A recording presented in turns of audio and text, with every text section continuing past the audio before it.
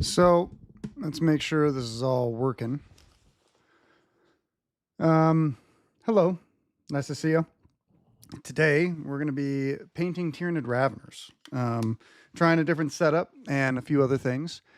Firstly, before we really get into it, wanted to ask how does my mic sound? If anyone's in the chat currently, looking to turn part of this, a very small part of this, into a painting tutorial for YouTube. So we're going to be doing a couple of different things here and there. I know this is a super close-up shot, but it should be fun nonetheless. So, couple different scenes that I have here. We have the overhead scene, which it does look white, but we definitely can get some nice close-ups of the Tyranids that we will be painting, or I will be painting today, with the new camera lens that I got. Also, we have this scene, which is me talking. So that should be fun.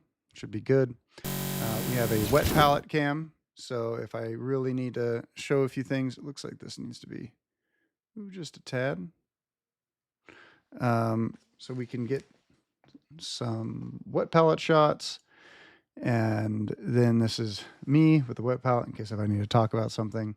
And then the majority of this will probably be spent on this screen here, which will be me painting and talking. But if I do go to the other screens, it's typically because I'm going to try to record a part of the video for this. So we're going to give this a shot and see how it goes. But hopefully it goes well. I have another one with this, and should be good. So first things first. How many paints are in this scheme? I've had a ton of requests for this paint scheme in particular. So a lot of my paint schemes require tons of colors. I'm colorblind, if anyone who's watching this doesn't know. So let's see here. Yes. No, none of the scenes should shift the noise. So I guess let's double check these real quick. Nope. Nope. It looks like they should all be coming from the same source. Someone was asking, hello from Western Australia. Good to see you. Australia is pretty awesome. So jump scare. Yeah, trying to jump scare a few people. Let's see here. Let's go here. And then this one. Like this. So let's fix this again. And there we go. Sorry, everyone. So just responding to a couple people in the chat before we really get into it. If you guys want to appear on the screen, you'd have to jump over to our Twitch. I do have YouTube pulled up. There's like a buzz on those shifts. Interesting. Possibly if there's a buzz, maybe it's coming from the stinger itself, like the actual, maybe a noise from it. I'm not sure. I'll have to look at the VOD and see what's up. Going back to it, there's a couple things that I do want to paint on screen. So in the future, do I have one of these guys just out? 1 second.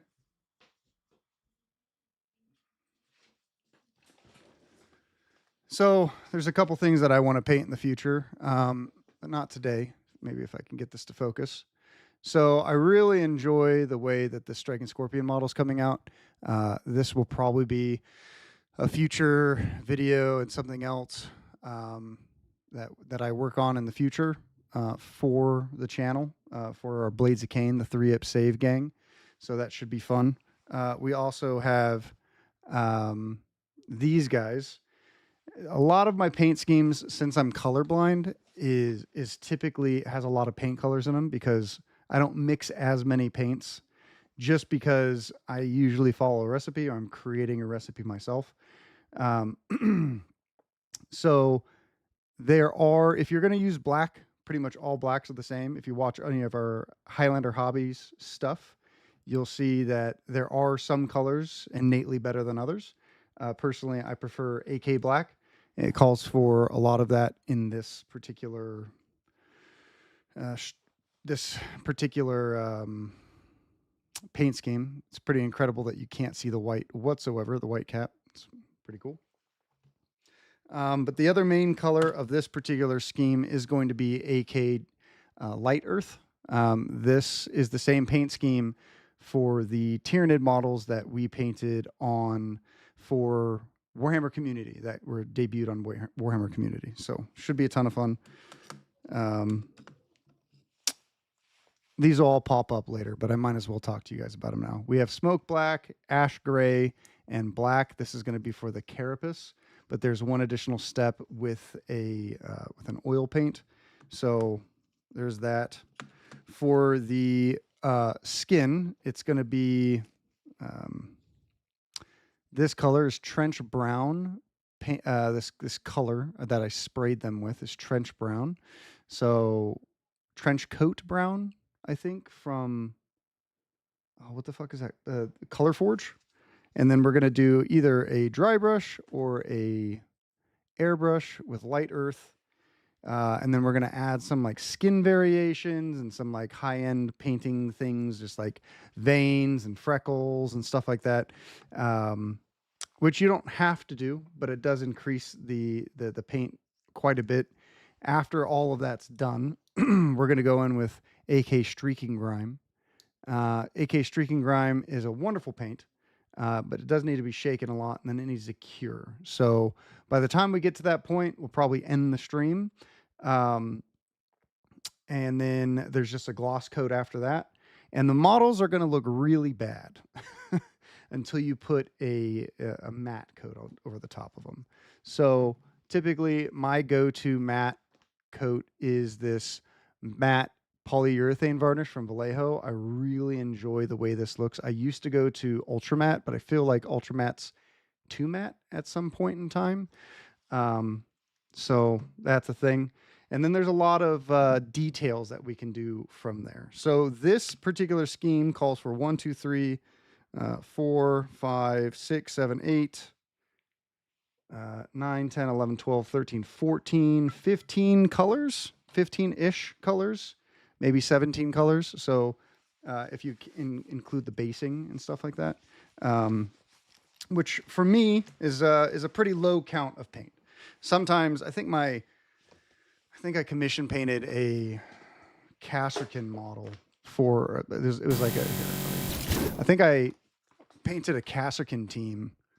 It was like over 130 colors, but that was because every single model was a different color. So that is a pain in the ass.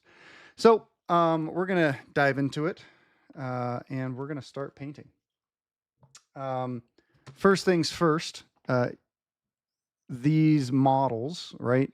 You can use a dry brush for your Tyranid Ravener, or you can use, an airbrush, which we're going to use an airbrush today. So whenever I go to these bigger screens, they're probably more than likely going to be used for the YouTube video. So I might do a take or two, but hopefully you get to kind of see behind the scenes of how I'm trying to record a YouTube video at the same time of doing stuff. So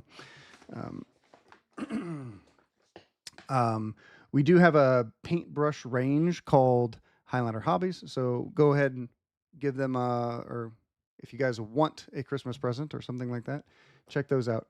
I've been using the same 2 sets of brushes for the past 4 teams, so they're doing pretty well. I'm gonna have to fix that. Okay, so I guess we'll get the airbrush and get it going.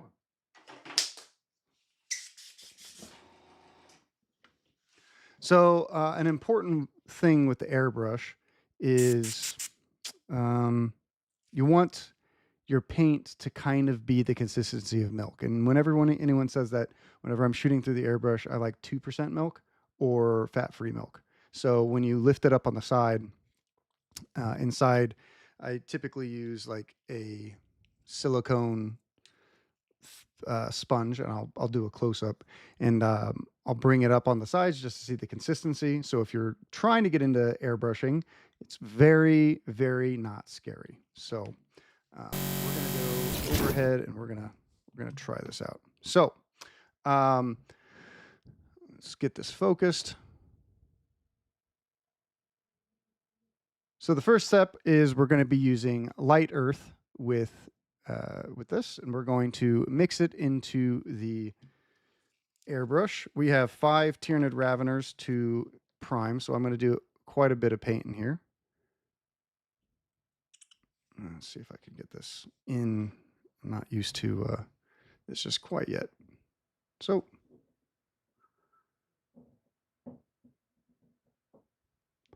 it's kind of hard to see. We're going to add a little bit of water and a little bit of flow improver, if I have any flow improver left.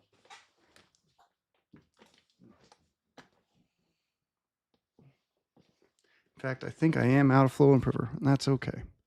So we're going to go here, get this focused in back again. And then I'm going to check the consistency on a little bit more. I think a little bit of flow improver would make this mix perfect, but I think that's okay. So when we airbrush the Raveners here, we're going to be going at a 85% angle. So before I actually spray it, I don't want to ruin my background, which is awesome. So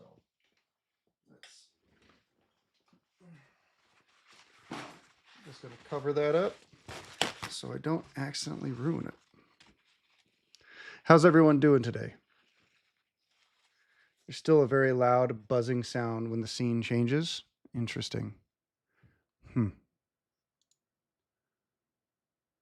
Okay, well, let me shut off the stinger and we'll just go from there.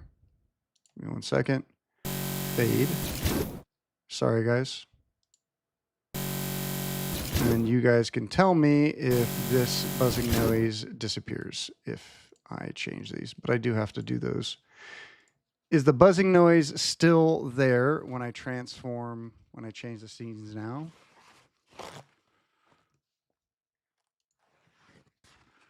Wait for chat to catch up to where I am in the video since there's a little bit of a delay. The buzz is gone now. Thanks. Okay, cool. That's good. I apologize for the buzzing. Must be something wrong specifically with that stinger. So we're going to get back to shooting this through the airbrush now that I have done fixed my background so I don't ruin it. So back to here. If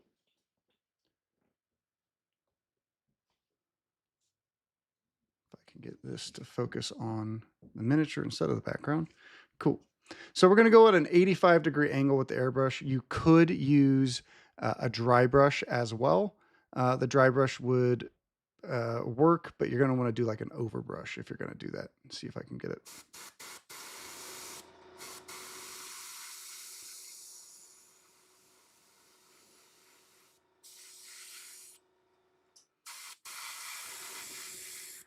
When you airbrush, you kind of want to get, I don't want to fill in everything because I'm not trying to change the color, the entire color of the model. I'm just trying to get the uppermost pieces. It's almost like a zenithal highlight.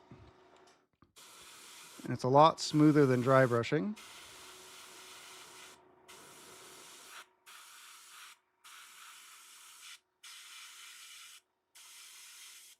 Definitely look at getting the back of the head.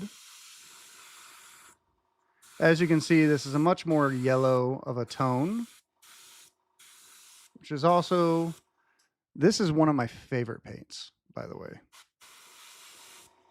Now we're going to go directly from above. Let this dry a tad. We're going to move on to a different operative or a different model. Try and get this to focus again.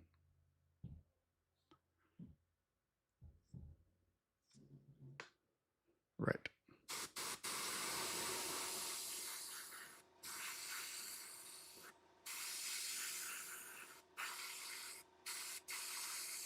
So one of the beautiful things about this particular model is these little sacks. The sack on like in between the armor plates, a really fun detail to paint. You can make it like super gross.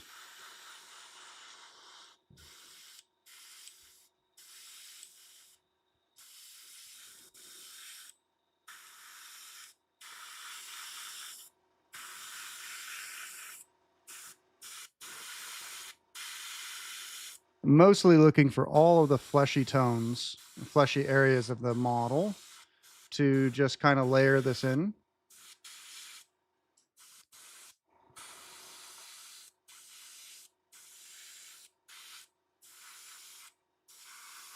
And you don't want to forget like the inside of the tail. So when you're doing like an 85-degree angle, you want to get the inside of the tail as well.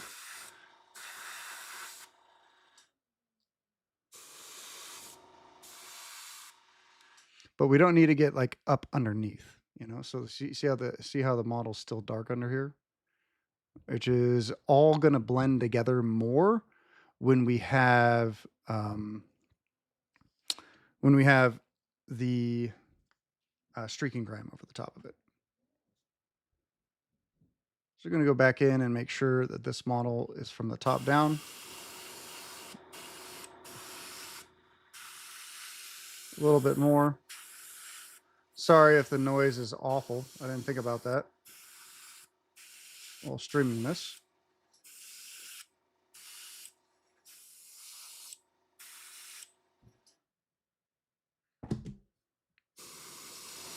Right. A couple more models to do. We have 3 left.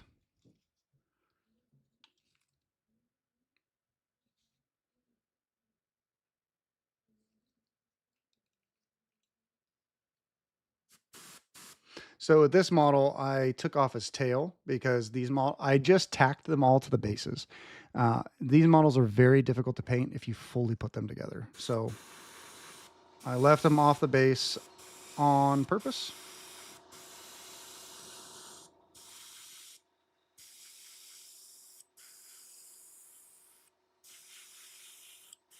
If you want a more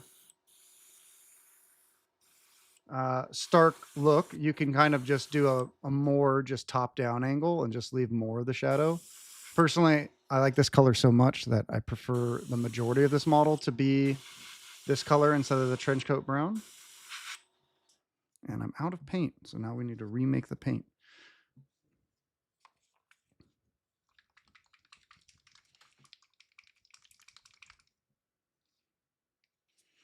Here, we'll go to this one so you guys can see my face while doing this.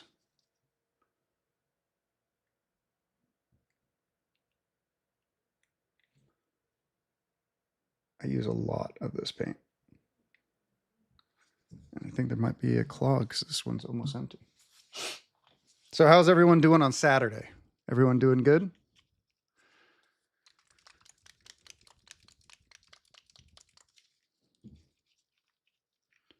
So I want to try and get this. I think I have to. So if you ever have another great thing about the having an airbrush, if you guys can still hear me.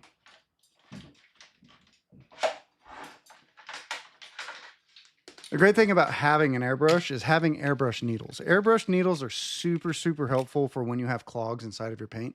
You can just take like the back. See if I can grab this. You can just take the back of this and just push it in, and then your clog is going to just disappear. At least for a while. I'm not necessarily getting it out.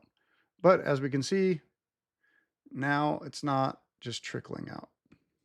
So that is useful. And then I'll add some more water, mix it up again, and see how it does.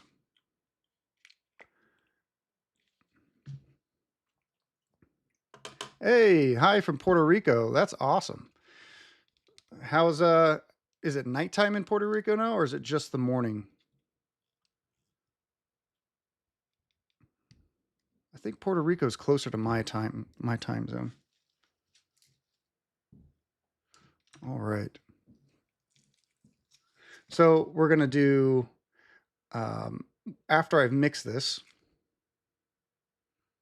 We're going to do a little bit of a airflow in the back. And what you do is that you push your airbrush here, and you kind of, I'm trying to articulate things that I've never had to articulate like live. It's a little bit more challenging than I thought it would be. So you press here and you do something. Oh gosh, there's this guy named Next Level Painting that used to call it like the the gumbo junk or something like that. You kind of put it here and then you force air to go back through your paint, which forcefully mixes any paint molecules that are just in the bottom if you didn't get to mix it well enough, which is also pretty useful for airbrushing. So we only have, what, 2 models left to airbrush here, and then we can move on to actual painting, which is fun. Funner than not. So 8 p.m. now, it's dark. Nice. I am talking to Luis Riviera from Puerto Rico. It's good to, thanks for joining in, brother.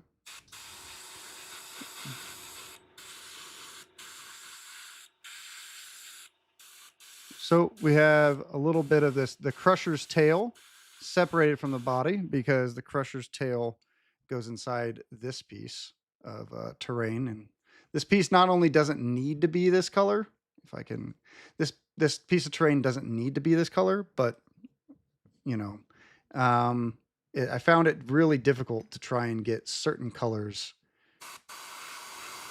When I first painted this team, I gave this team away at LVO when we did the whole, it was I think we did like a purity seal contest and we gave it away. So this is the toxin set guy.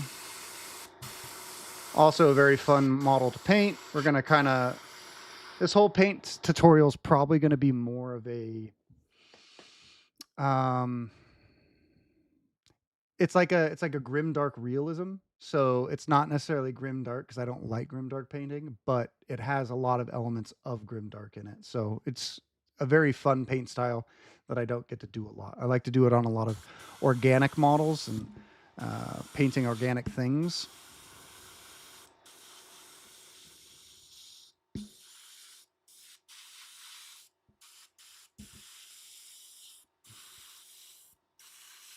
All right. So when you're using an airbrush, you don't want to pull it back too hard. And the paint is a little wet, so you just kind of have to pull back even less. So if I go here, you slowly pull back on the trigger. And if you do too much, then it just blows out, right? So we want to, typically when you're airbrushing, your paint is coming out of your paintbrush and atomizing in the air, which then dries on the model almost instantly. But if it's too wet, it doesn't have time to dry. So you want to try and control your flow of your brush, which is just a little bit of pull on the trigger. And the more you pull it back, the more paint that is released. So typically when you do it, you press down on the trigger and then slowly pull back, and that pulling back releases the paint. And if I was to pull it all the way back, you would empty this pot of paint really quickly. So that's something that I do not wish to do, because you would leave streaks and other things all over your model, which is not particularly what we're looking for this paint scheme. This is the Tremor Scythe, another pretty model. See if we can get it in focus. I have autofocus on, and transitioning models with this background is a pain in the butt. Okay.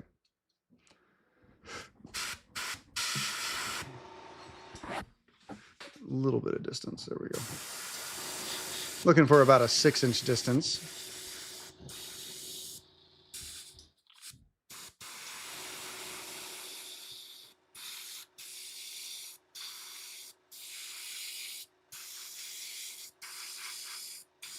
If you guys have not seen my paint scheme, it is on our Instagram. But I currently don't have a model to show you guys what this whole team is going to look like, because I gave it away. So looking forward to recreating them and adding a couple more things that I learned while painting the team originally into this. Cool. Nearly midnight Hey Dakota, just got back from the tournament playing Raveners. Love these models. Wish watching from Brighton, UK. Wow, it's nearly midnight there. Whoa, what's up, brother? How'd you do at your tournament? You know, did you do well? Is Raveners still cooking, or are they getting beat up by Canoptic a little bit too much? We can all hope that Canoptic um, gets nerfed. You know, so we can all hope.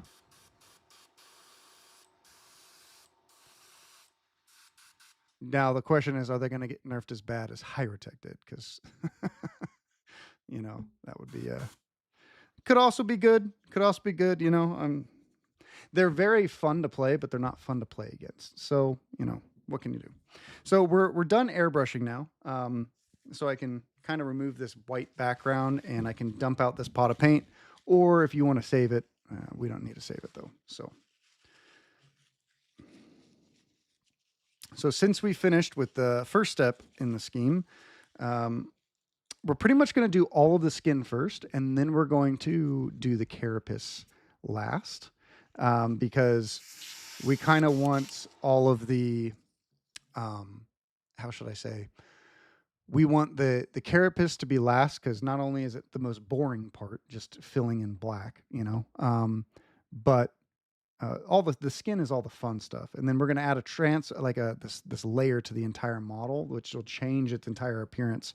Then we're going to go back in and highlight it up and give it a little bit more realism and effect rather than just grimdark.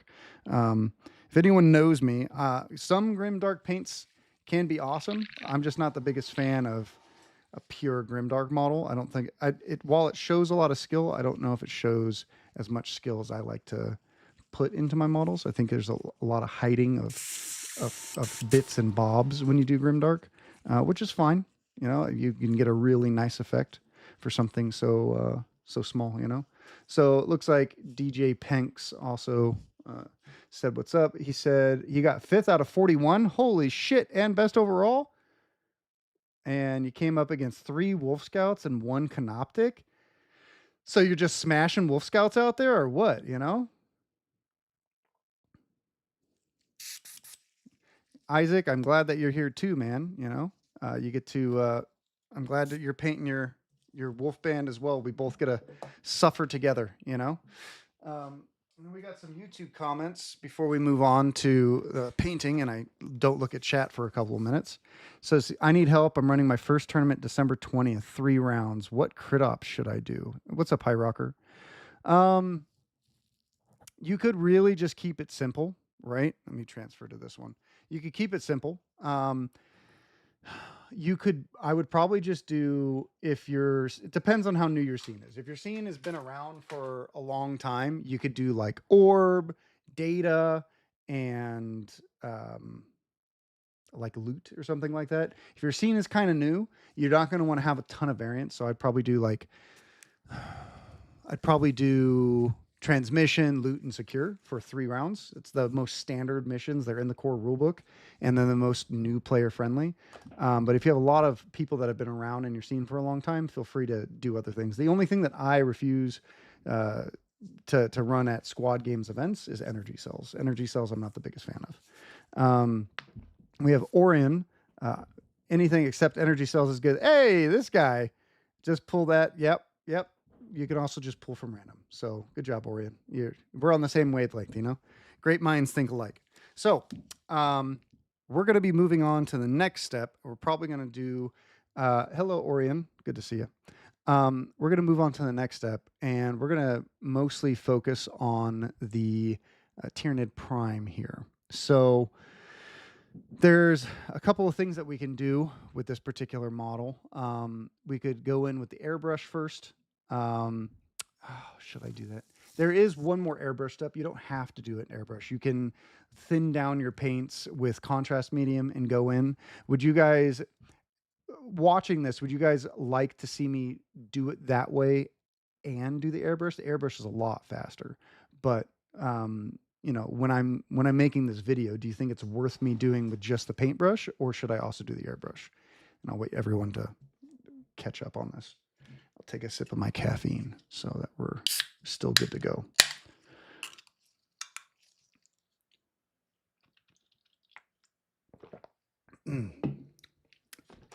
So, and then for most of this paint job, we're going to be using a size 2, 4, and then we'll probably switch over to my size 0 for the Hobby Highlander, the Highlander Hobbies brushes. They're going to be fun. So if no one responds, I'm just going to go airbrush. So, did I clean it out completely? That's the question. A little bit more. So when you clean it out, you also want to do a gumbo backwash. Try and get as much. I'm not trying to marry these paints at all. We will marry the other parts of the paints. You know, it's funny. I I'm colorblind. So when I do this step, apparently what comes out looks different to me than to everyone else. I chose these colors because I saw a Grimdark Compendium video do some of these colors and I changed the steps a little bit. But I like the way it looked, but my wife really likes the way it looks. And then when I add the streaking grime, me as a colorblind person actually dislikes the effect, but apparently to normal colored people, it looks way better. So, you know, I kept doing it. So it's pretty fun little fact, you know. Airbrush included, so it's always nice to know. Okay, so I can do it the other one. Yeah, so we have Ragnact from YouTube asking what colorblind I am. I am a mild deterrent, I think deterrent, mostly green deficient. So um, I have a hard time with pinks and mauve. So a lot of times, like when I used to do security, in LA, people would say like, "Oh, the dude in the pink shirt, he slapped this girl," and I'd be walking around looking for him, and I was like, and then they're like, "No, Dakota's colorblind, gray shirt, long brown hair," and I was like, "Oh, that guy." So then I could walk up and be like, "Yo, like, what are you doing? Why are you slapping people?" Um, pink is hard for me. Um, so, and then when you're colorblind, it's different than what most people think. Like, I can see most colors, unless if they start to get into like the brown area, then those are much harder to see. But I can see most colors, especially when they're separated, right? So, like, if I have like a brown and a red, or a brown and a red, right? Typically, if I paint something brown and then I highlight it with a red, the whole thing kind of looks just red to me. And that's how I used to paint red before I found out I was colorblind. I was like, yo, this looks dope. And people were like, yo, you paint well, but why do you highlight brown with red? And I was like, what do you mean? Like, it just turns the whole thing red. It doesn't. I'm aware of that now. um, but more, I see less greens than I do reds. So that's the answer to the question. All right. So I will probably do a quick version with the brushes, and then we'll go a little bit more. So I think I can pull out my 4.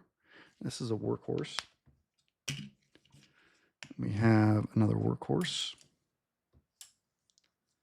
I have my size 4 here. That's another. Do I just have all size? Yeah, I don't even have size 4s. If you guys give me 1 second, I'll go grab a size 4.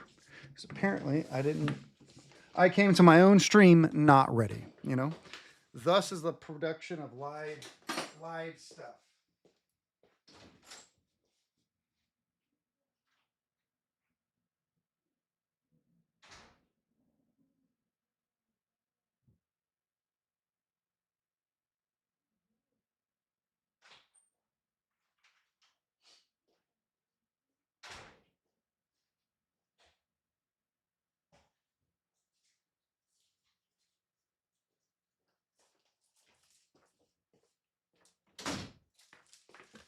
I guess this is a good ad break, right? So this is my paintbrush range that I designed from here in LA. It's a Claymore series brush set. That's the Kolinsky Sable brushes. I made all the graphics. I designed all the brushes, how I wanted them to handle. Very good. Here's the back. And then when I open it, shameless plug. Sorry, everyone. But small family business has to do something, right? So when you open it, it has a little Claymore series inside saying how to use it, how to clean Kolinsky Sable brushes in case if you've never used them. And then on the back is a thank you note from me, plus the sizes and our Instagram stuff.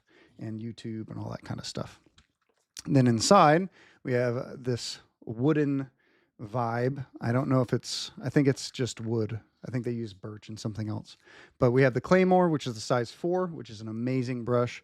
I use it all the time. It has a great point.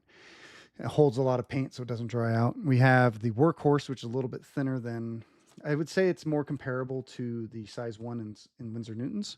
We have the Immortal, which is the number 1, and then we have the Dirk, which is a 0. So I will need this number 4 for this. And it is important that if you're going to use natural hair bristles for anything to do with contrast, you get your paintbrush wet first. Because when you get your paintbrush wet, the water is going to soak up into the ferrule of your brush, right? Which is rather important. Let's see if I can pull it to the other side. I can remove these two. No, I can't because I'm an airbrush. So if I can focus it. So for the size 4, right? Typically you're going to want to have water get up into the ferrule of the brush so that when you clean them, you don't have to remove any paint that gets in here. And I would say that contrast paints and metallic paints are notorious for creeping into the ferrule of brushes and ruining them. But you can still use these nice quality brushes with the with contrast type paints, whether it's Express or Army Painter or whatever. You can still use these. You just have to make sure you do it correctly, right? So first things first, we're going to get it wet, nice and wet. So Orion in chat, let me move it back to this one, from YouTube chat, said that he picked up a set of these brushes at LVO and he can confirm they're awesome. Well, I'm glad they're doing very well for you. I have yet to meet anyone who has said that these brushes have failed them. So it's a very good thing. We spent, I don't know, like 9 or 12 months just making this type of brushes. So I'm a paint licker, so be aware. It helps me get a nice brush tip and just keeps it going. So first things first, I'm going to show you how to do this with a brush first, and then we will go through with the rest of it with an airbrush, because an airbrush is just immensely faster. I will get the Magos Purple. Magos Purple is going to be the first thing that we do. What we're going to try to do in this, right? I will reiterate this for the YouTube, but so I can practice here. So I didn't realize that this was a thing you're supposed to do. I thought it was messing up my brushes by getting water in the ferrule. No, you're actually supposed to get water in there because water is going to dry and it's not going to ruin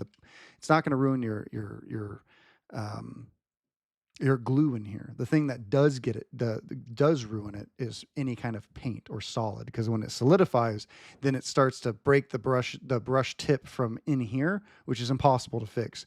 If there's like paint that gets dry in here, it is possible to fix. You can use different type of like solvents and stuff like that, like alcohol and other things, in order to try and fix the tip. But once you kind of ruin a brush up in here, it's kind of dunskies for good. So, all right. So first things first, we're trying to make, so Tyranids, they grow really fast, right? So we're kind of trying to get the areas here to kind of look really inflamed, right? Because these guys are growing, they're constantly using them. They use them until they get resucked up by the hive mother, whatever that's called. And so typically what we want to do is we're going to apply a thinned down version of Magos Purple to the paint joints, to the joints in the motion that we want to put the majority of the paint, right?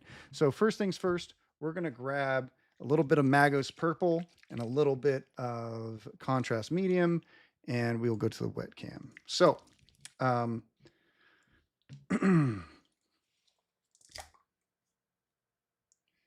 a little bit older Magos Purple.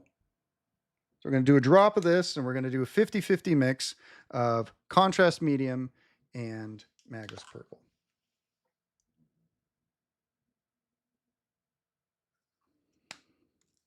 So we're going to I get a little bit of water on the back of my brush so I don't ruin my brush. Do about a 50-50 mix, and then ensure that the paint is, keep my brush wet, right? If anyone can see it. Let me turn, autofocus is off. Give me 1 second, everyone. Sorry about that. Sure, that's annoying.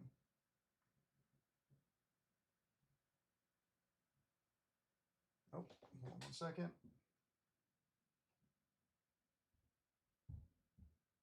Still doing it.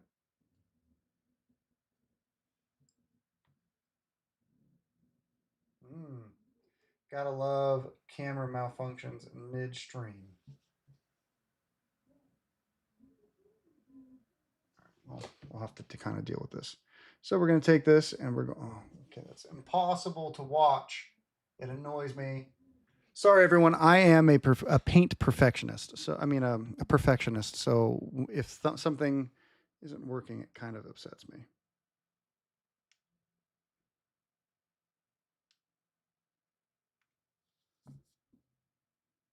Okay, that's unfortunate. So we're going to take a bit of paint here. We are going to come back to the overhead. So we're going to take a bit of the paint in your brush. We're going to apply it coming down. This is going to mimic the effect of an airbrush, but we will have to do a couple of coats. So we're trying to get into the joints and the creases here, like so.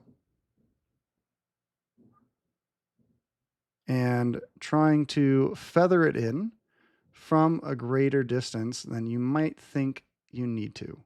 We don't want any pooling, and we don't care if we get it on this because this is going to be black, right? The other important part is when we do this, we're going to have to let it dry in between. And we're just trying to get it into these joints. We're going to be doing it around the Tyranid claws because I feel like if these ever break in combat, they would just regrow them. I don't know, Tyranid scientist. I'm not a real scientist. These don't really exist. So we're just going to make stuff up. And that's what we're going to do. The other part is we're going to put pure Magos purple into these little skin vents. You know, I don't know if that's actually what it's called. But we are going to put a little bit of pure Magus purple, not 50-50 mixed, directly into these skin vents. So, right here. So, if anyone knows what these skin vents are actually called, that'd be awesome. I do not know what these skin vents are called. So, that is currently what they will be. So, we're going to use, and this is still a size 4, right? So, I don't know if I'd go down smaller if using contrast paints and stuff, just because size 4 has just a lot more place for your paint to kind of vibe out, you know. Let's see here. I could probably put it in these little head holes. Is that what they're called? Little head holes. And we will hit the mouth and the tongue with the airbrush, but it's going to be into the same type of deal right here. And at this point, you also don't really need to care about messing up too much, because if you do, you can just go back in with pure light earth from AK Interactive and do the same thing. So make sure there's nothing on the inside. We can do the little tail holes with Magos purple as well.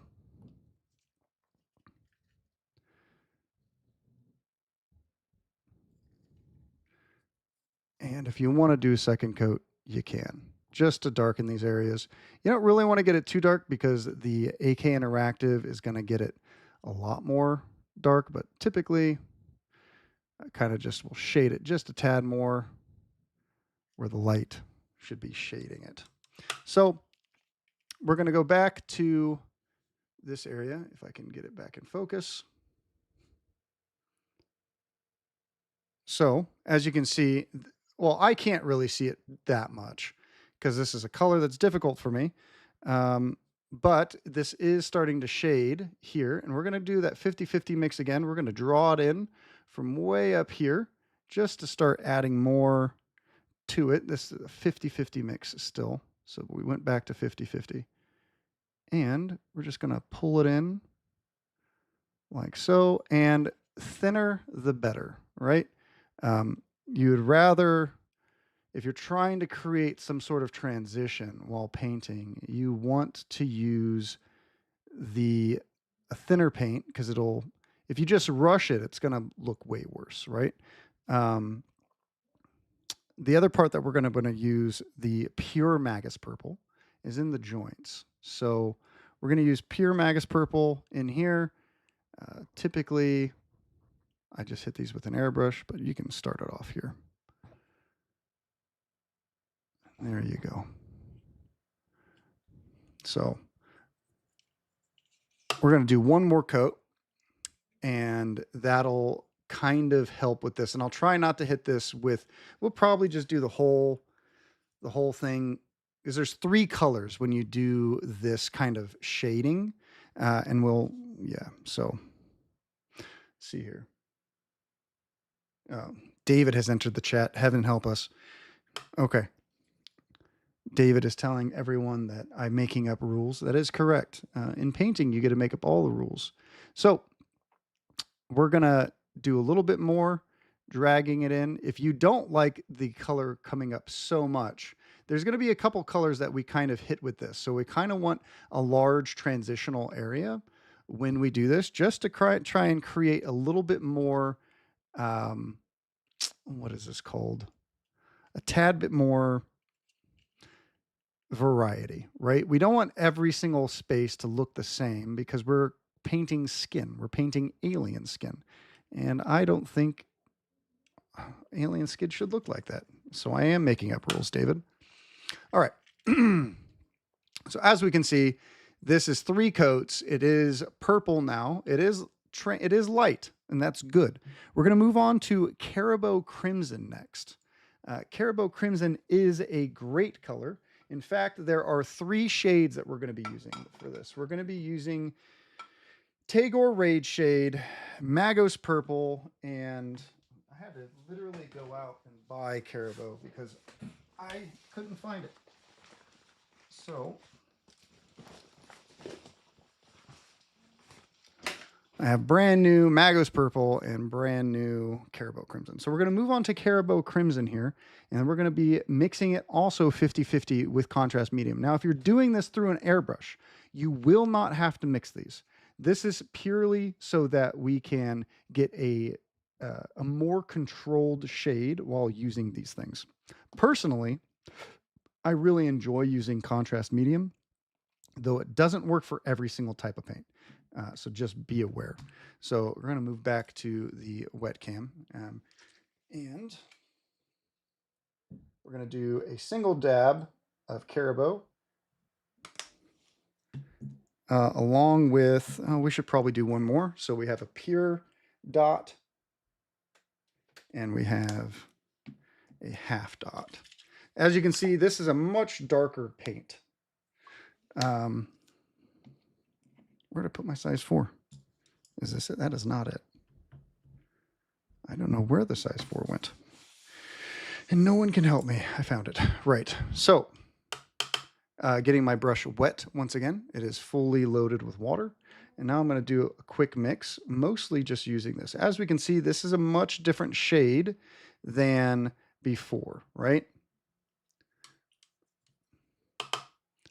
So while my brush is fully wet here, we are going to put a little bit in to the tip of the brush, and we're going to go back and we're going to do the exact same method for this particular joint. So back to here.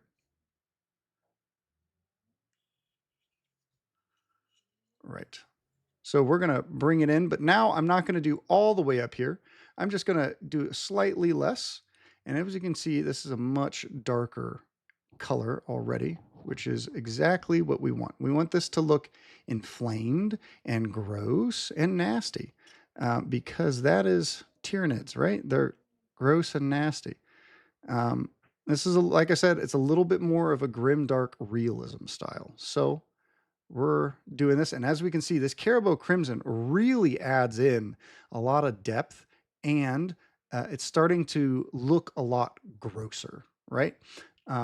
So we're going to come here. We're just going to keep laying this Caribou Crimson in. As you can see, this is also going to look very nice with an airbrush. In fact, it might look better without the airbrush. I'm not going to lie. So if you take the time to do this whole thing, without the airbrush, come on now. Come on now. So while we let this dry, we're going to move over to the chat so that we can let this dry and then, go through with the airbrush in a second. So I have a couple people in YouTube asking, do you mind me asking, okay, what kind of colorblind? Okay. No one has chatted since, and no one has chatted in Twitch since. That is okay. So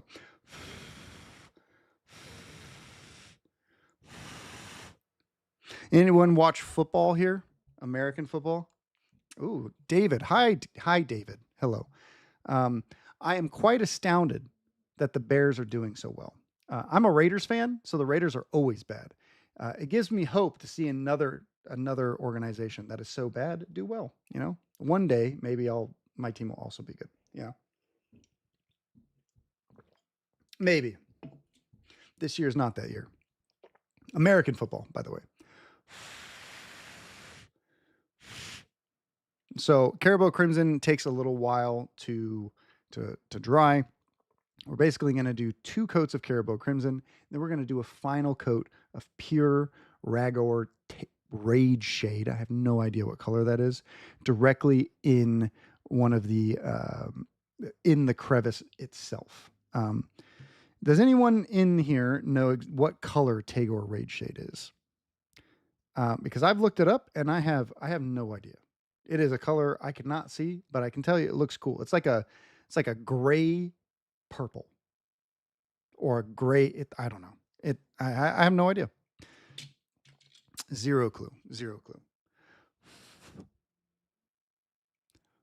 Oh, David is telling me that the Raiders will never be good. That's fair. They probably won't. Okay, so it looks mostly dry. So we're going to go back to the overhead and get another look in here. So we're going to load the brush up with water again and get a little bit of paint on here again. Let me go to the wet cam. A little bit of paint just in the bristle, just on the tip, right? And then we're going to go back to the overhead. And I am going to unload the brush a tad so that we don't get too big of pools. If I can focus it on my thumb. And we'll kind of go from here. So dragging it back in.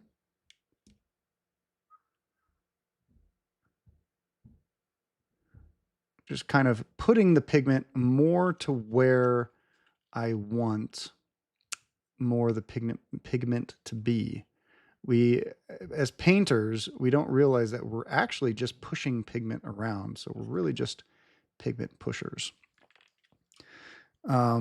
It's hard because there's not tons to do in between the stage. That we could be doing freckles and all that kind of stuff, but we're gonna go there. So, oh, nice. So, Orion, you're putting more paint on your Volcus. What colors are you painting your Volcus?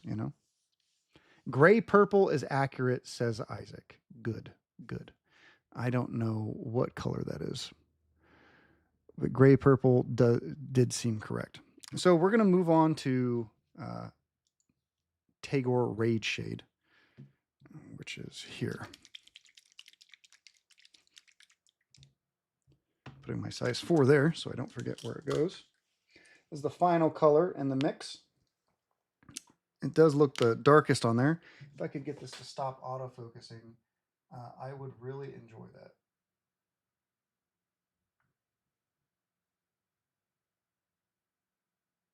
Nope.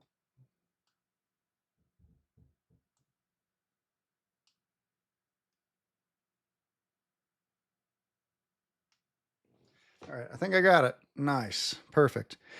Cool.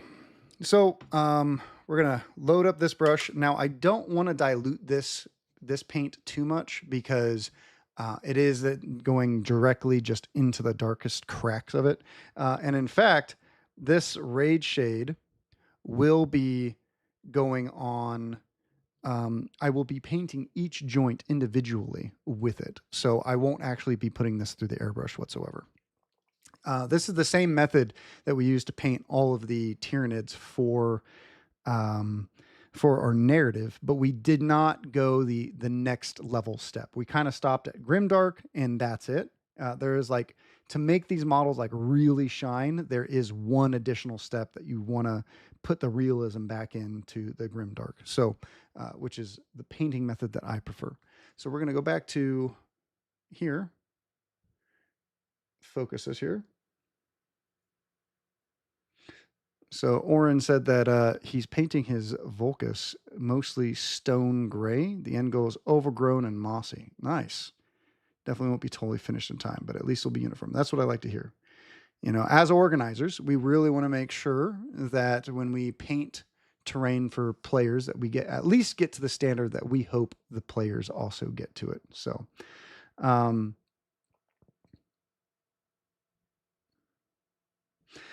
David is saying the reason that I did not put it through the airbrush is because the community painted most of the Tyranids. You are correct. We had a lot of people come over, but I did spend 140 hours that next week. So DJ Penks says, does the contrast medium make the shades more of a stretchy glaze, or are you using it still for the recess? So I'm using it for when I do the contrast medium. I'm mostly using it to thin down here. This will probably be a better close-up video.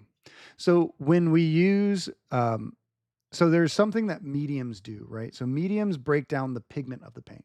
If I just wanted to make it more of a stretchy glaze, you could do water, and you could probably get the same effect with water. The contrast medium, just like Lamian medium, you could use Lamian medium as well, breaks down the actual pigment. So while you're also spreading it apart, you're also breaking down the pigment to finer details. Yes, technically, I guess it would go into the cracks a little bit more, which is okay. That is kind of what you want. But you could use Lamian medium and do the same thing. I just prefer nowadays to thin my paints with a medium rather than water. But sometimes I'll do both if I want it to be more. Because when you thin a paint down with water too much, it has a tendency to break and doesn't become hydrophobic anymore and starts to break on your model and stuff. So I find that typical mediums hold your paint together a little bit better when you're applying it. So we're gonna do this Rage Shade now. So when we do the Rage Shade, we're going to go just into this crack and try to, sometimes you need sometimes you're going to need two coats, but also the brown from our streaking grime will really add a lot to this. I don't really want the Rage Shade on the skin. So we're just going to do this and we're going to let it dry. We're going to see how it looks. We're going to move on to the airbrushing. Airbrushing is a million times simpler. If you don't own an airbrush yet, I highly suggest it. It speeds up your paint flow and process, and we'll kind of go from there.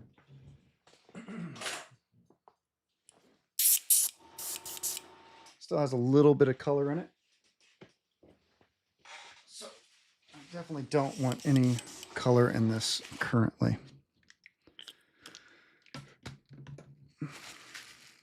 Stream died. And it's back. Okay.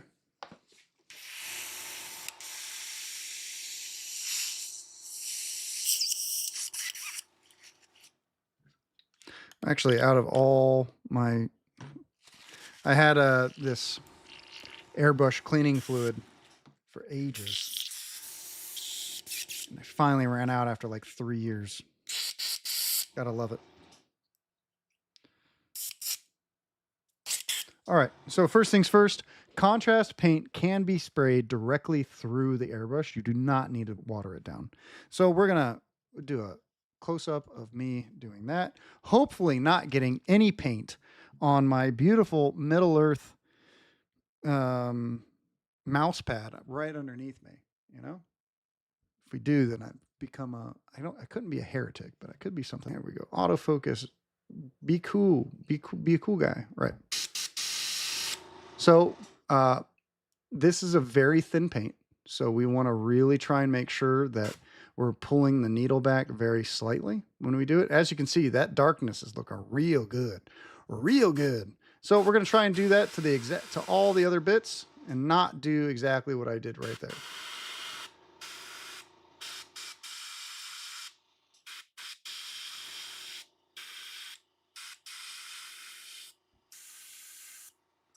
It's different. I would say this airbrushing is much more difficult on stream since I can't see exactly where I'm spraying than it would be typically. So let's try and reset this since this is hopefully part of the YouTube. Okay.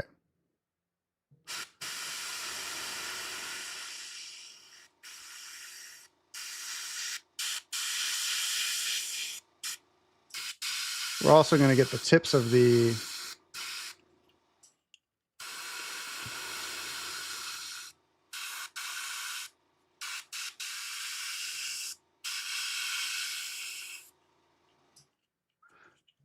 fin and the tongue.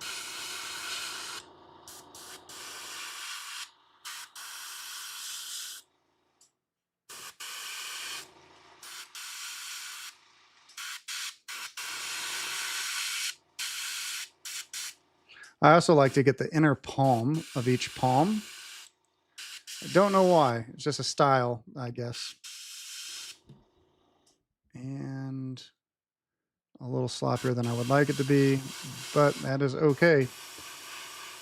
When we do the airbrush, I did not mean to get it right in the direct center of this dude. That was a first time stream error, which is cool.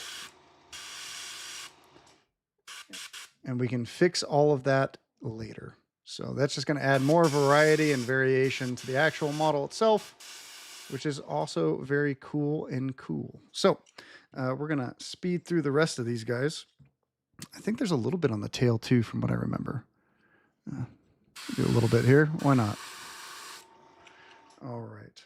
Try to flip this back to here so that it's not as boring. All right. So try and get these. Let's get this back in focus.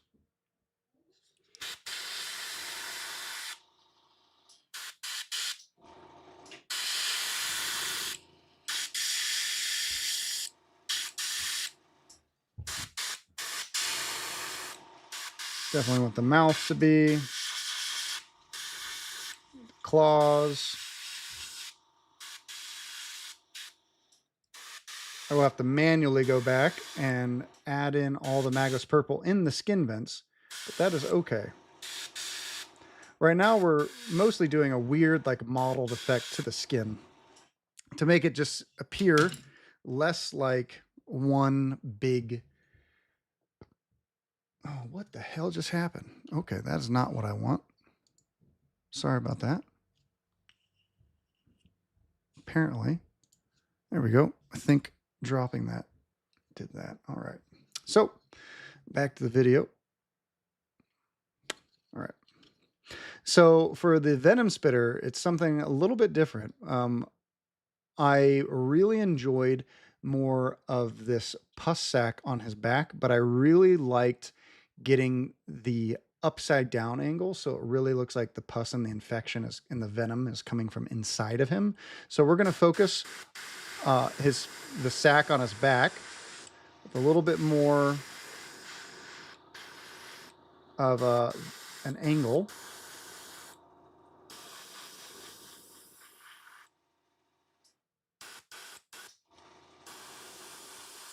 Upside down angle, and you'll kind of see what it looks like when I flip the model up in a second.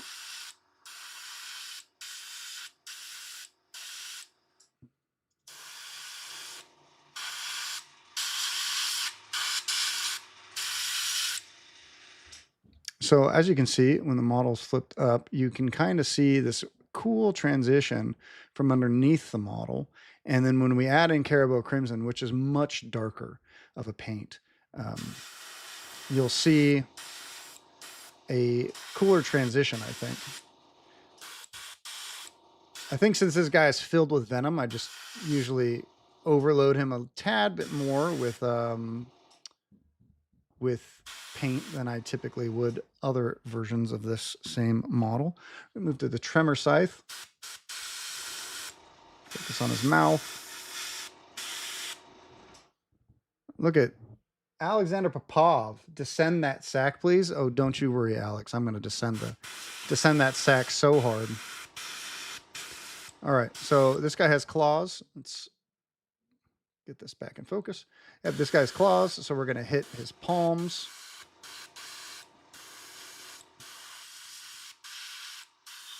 If you guys don't like descending sacks, I don't know why you guys are even here, you know? TBH, fam. All right.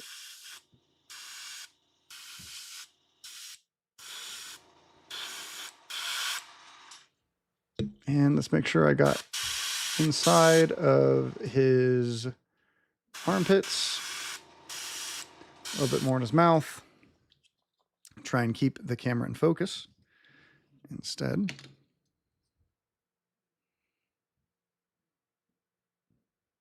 There we go.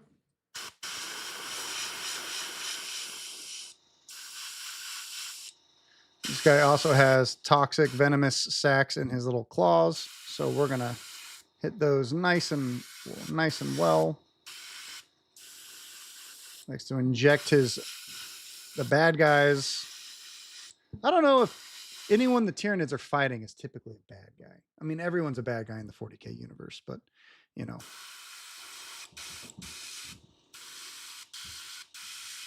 So again, we're just going through, hitting all these joints and little sacs and toxin sacs. I find that when you airbrush, you get a lot more on this particular model, like his whole arm will start to become mostly purple, and we can go back in and correct that before we hit anything else with a little bit of light earth a little bit later on when we start adding the skin details.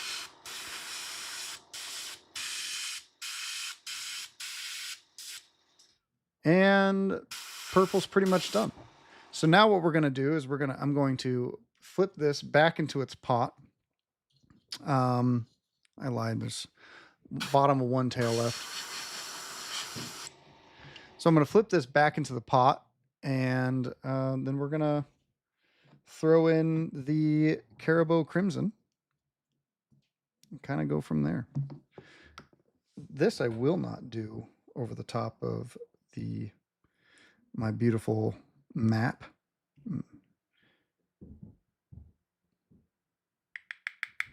So when you're marrying the colors in an airbrush, you don't necessarily want to do a full clean of your brush, right? So let's move to this.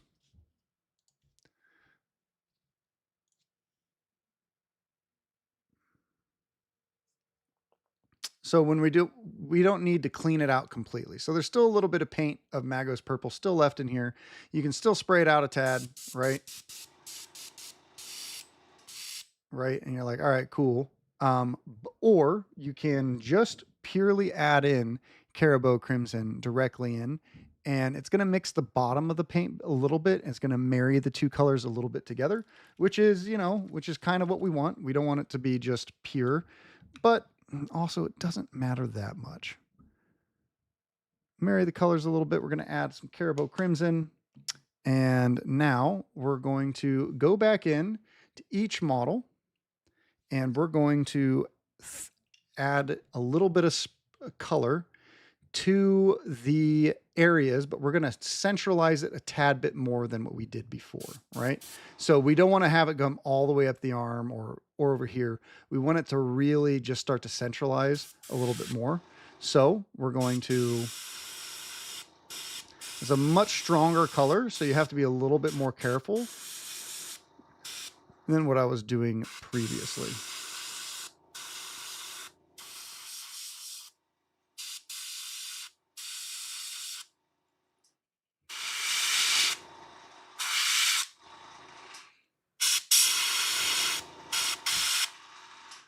More to the fin. That's a lot of depth. I don't want to hit this part anymore because we've already done that one.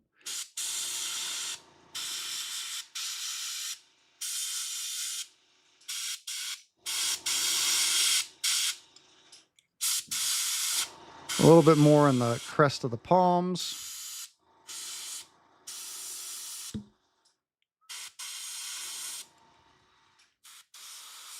And it's okay to get, like I said, it's okay to get this a little bit on everything else because we're going to go back in and we're going to detail the skin. We're going to make it a lot nicer, right? So we are just mostly getting the colors on and then kind of going from there.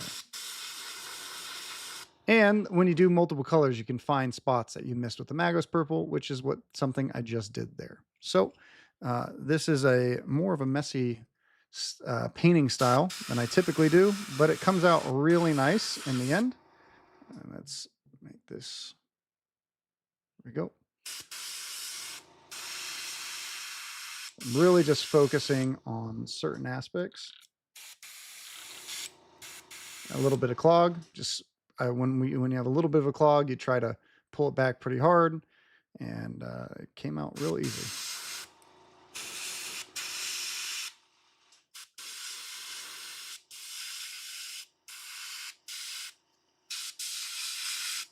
So again, we're just kind of centralizing a lot of the paint here. These joints.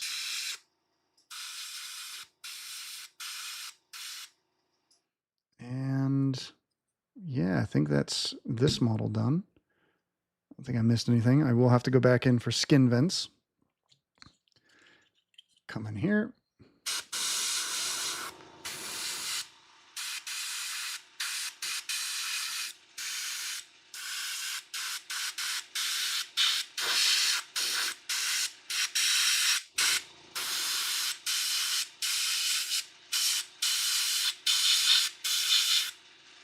As you can see, the model is definitely looking extremely colorful.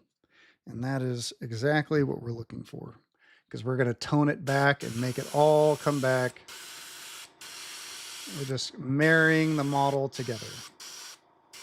Now, before I do the Venom Stack's actual under dorsal descended stack, we're just going to go through here, make sure everything is nice and dark, and I'll do that part last. Okay, so I'm going to start from underneath the model and just kind of start to hit a little bit of these crevices, right? And then we're going to come in from directly underneath. See if I can catch this. Just hit it with this airbrush. If you're doing it with a brush, you would just kind of do the same thing, just focusing on the shadows and the descended stack just a tad bit more. And as you can see, it is starting to look very, very gross.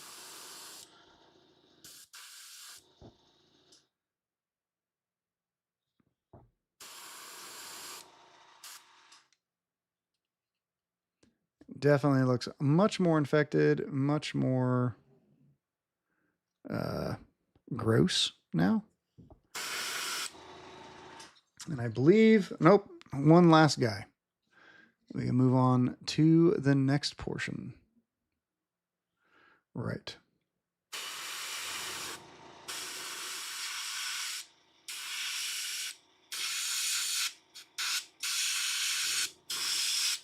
Sure that I get all of the necessary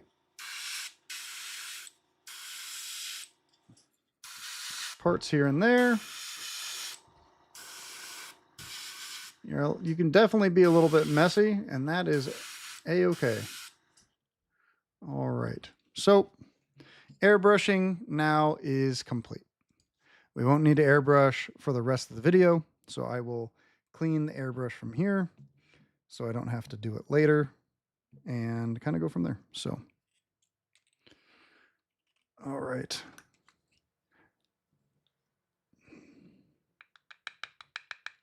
Anyone else go to any events? I know there's not tons of events in December. My birthday just happened, so tried to spend some time with the family. So I did not do a ton since Worlds. You know, Worlds was a ton of fun. Loved doing that.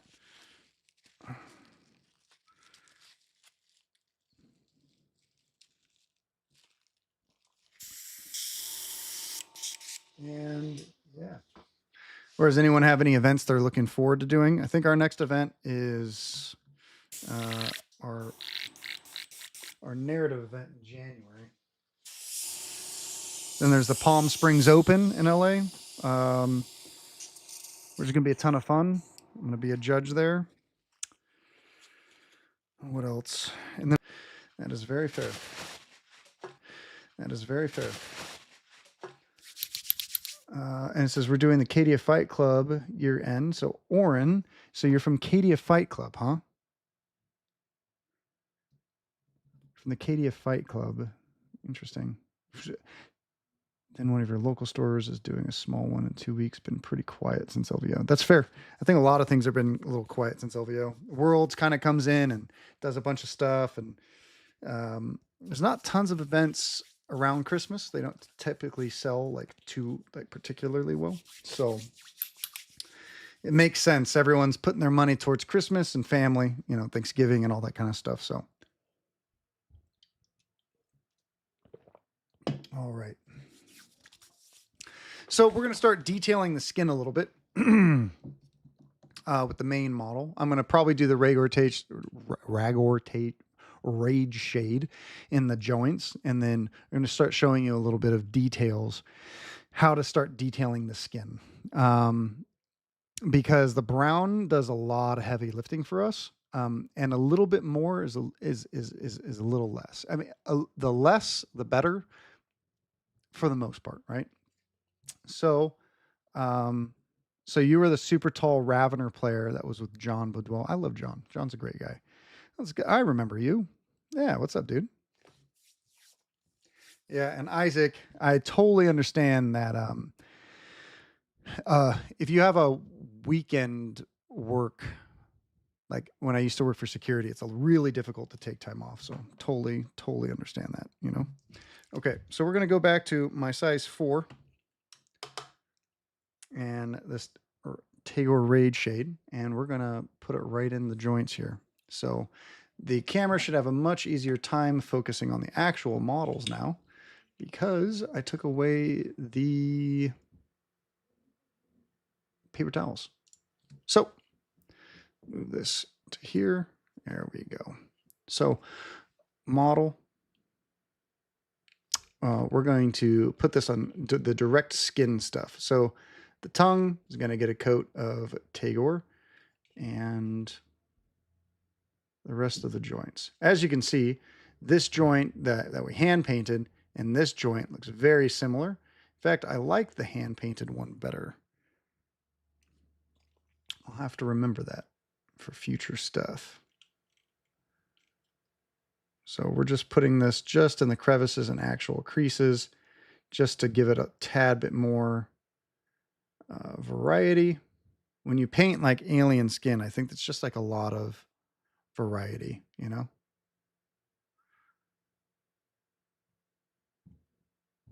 And again, I don't care if it gets on this part, because that will become black. And try to stop hitting this camera that's directly over my head. All right. Speaking of which, I hope that me and Giacomo should be recording live this Saturday another YouTube video for another battle report. Not Saturday, Tuesday. So if you guys enjoy our battle reports, make sure you guys tune in on Tuesday. It should be a ton of fun. I don't know what Giacomo wants to play against me just quite yet. So I guess I'll be finding out alongside you guys. You guys have any thoughts of what I should play? I don't think these guys are going to be done in time before Saturday. I mean, they could if I really pushed it, but I don't know if I want to push it. I got a lot of teams to paint, like a lot of teams. So I have nothing. I have like Blaze of Cain to paint.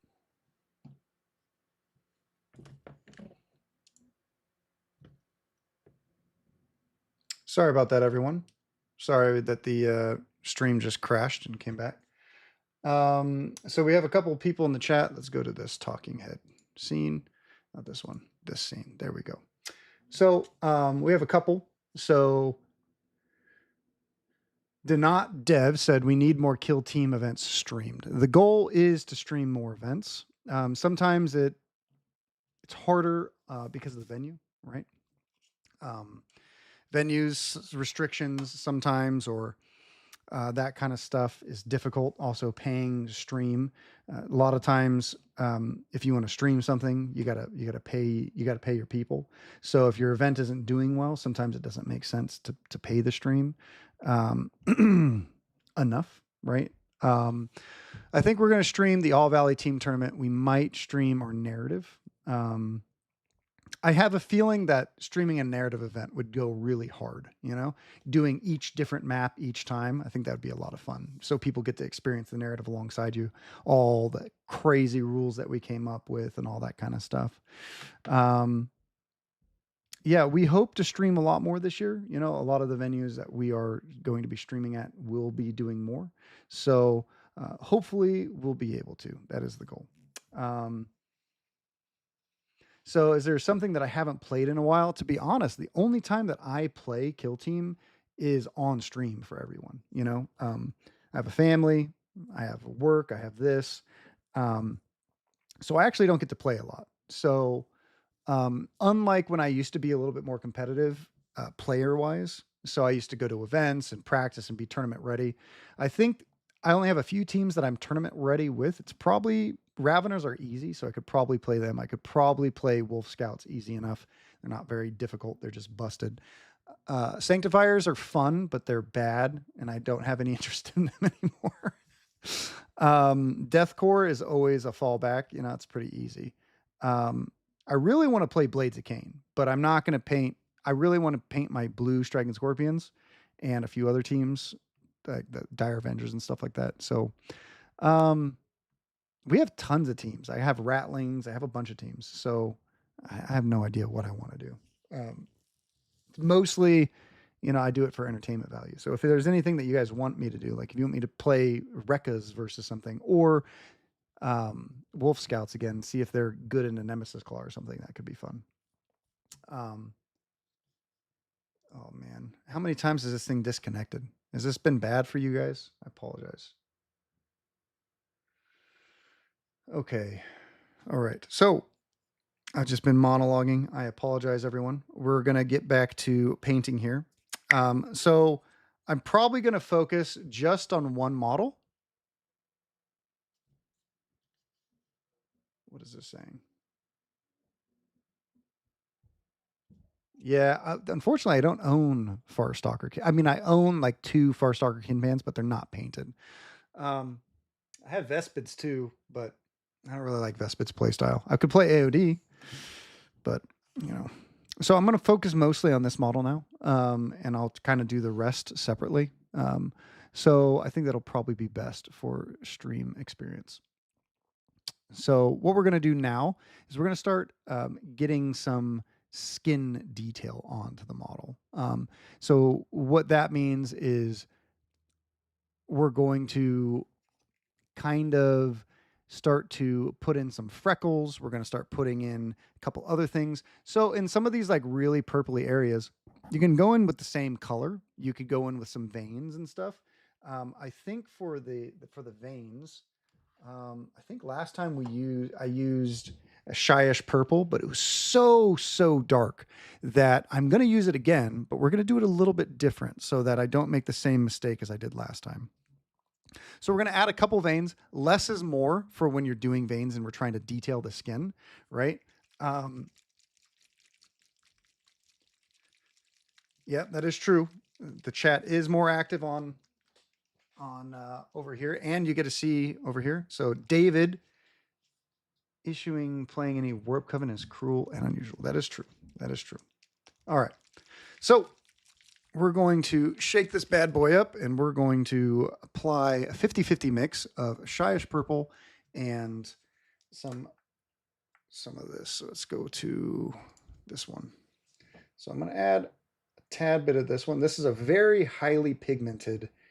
Okay, can you drip out for me, Bueller? Okay.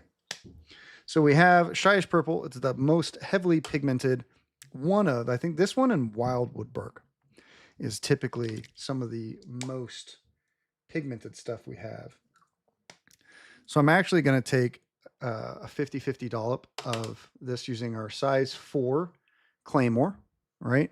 Um, we're going to take a dollop of this, a dollop of that, probably 2 dollops of this, and we're going to thin it down.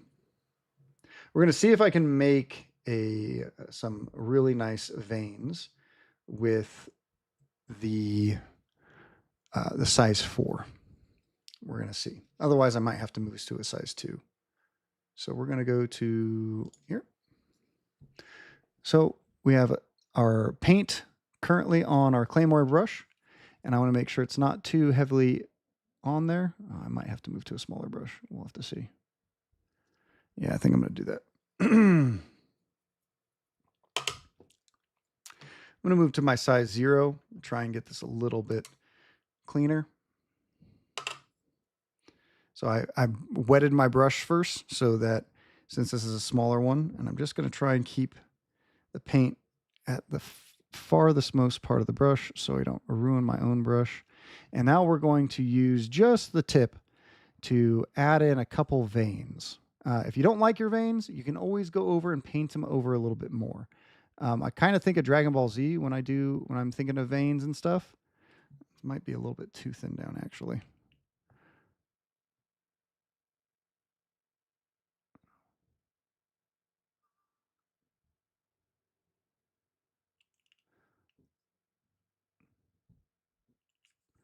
And I added a little bit of a vein here, and it's a little translucent, and that's okay.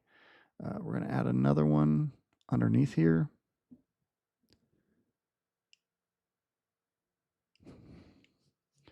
I'm not very good at veins, okay? Let's try not to hit that.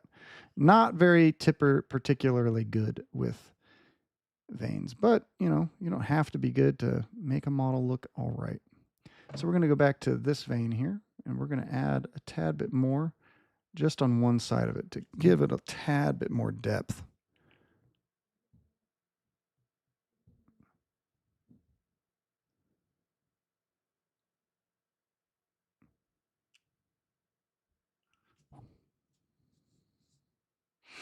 And then we'll come up to an arm and kind of give another one up here.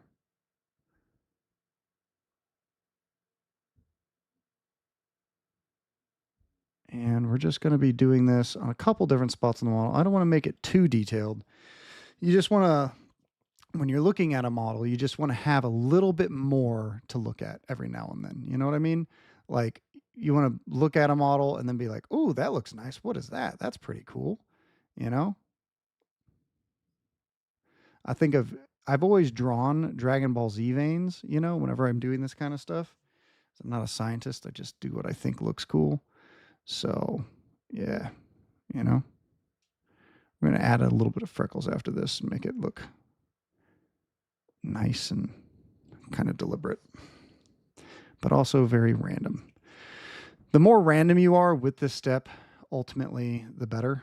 So that is always kind of the idea, is to try and make your stuff as random as possible. Because when you think of skin, you know, none of us are really created very symmetrical, right?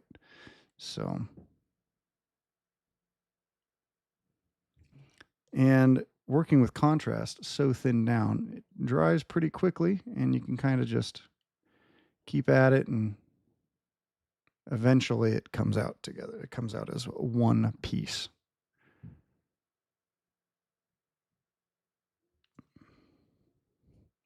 Speaking of which, how is the camera lens? Are you guys enjoying the actual view of it? Or is it coming out well?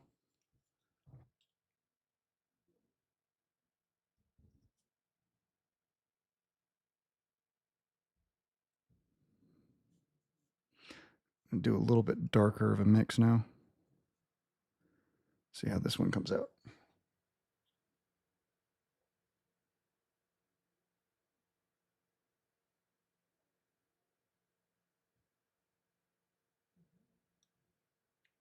There we go. Could focus a little bit more.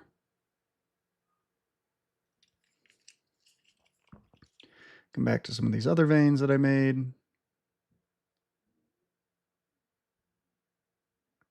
It's okay that it's dark as well, because when it's dark, oh, goodness gracious. Can we get it focused, please? Thank you. When it's really dark, we can come back in with a little bit of layering and add a tad bit of a really, really thin down mix of the skin color and really make it vibrant and pop out. So we're going to try and add this back into the bottom of this tail here, kind of like the testing round. Sorry, it's not in focus. I'll try to be better with that.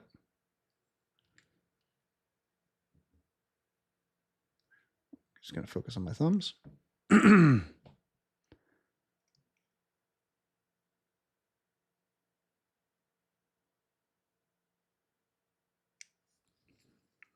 Problem with using a little bit of a smaller brush, it'll dry on your tips. The tip will dry a little bit faster, which is a little bit more difficult to do that while streaming, making sure that it's also picking it up and not focusing on your gosh dang fingernails.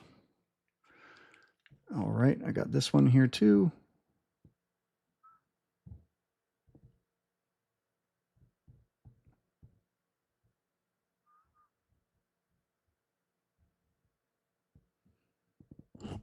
Requires more concentration. So I stopped talking as much. I apologize.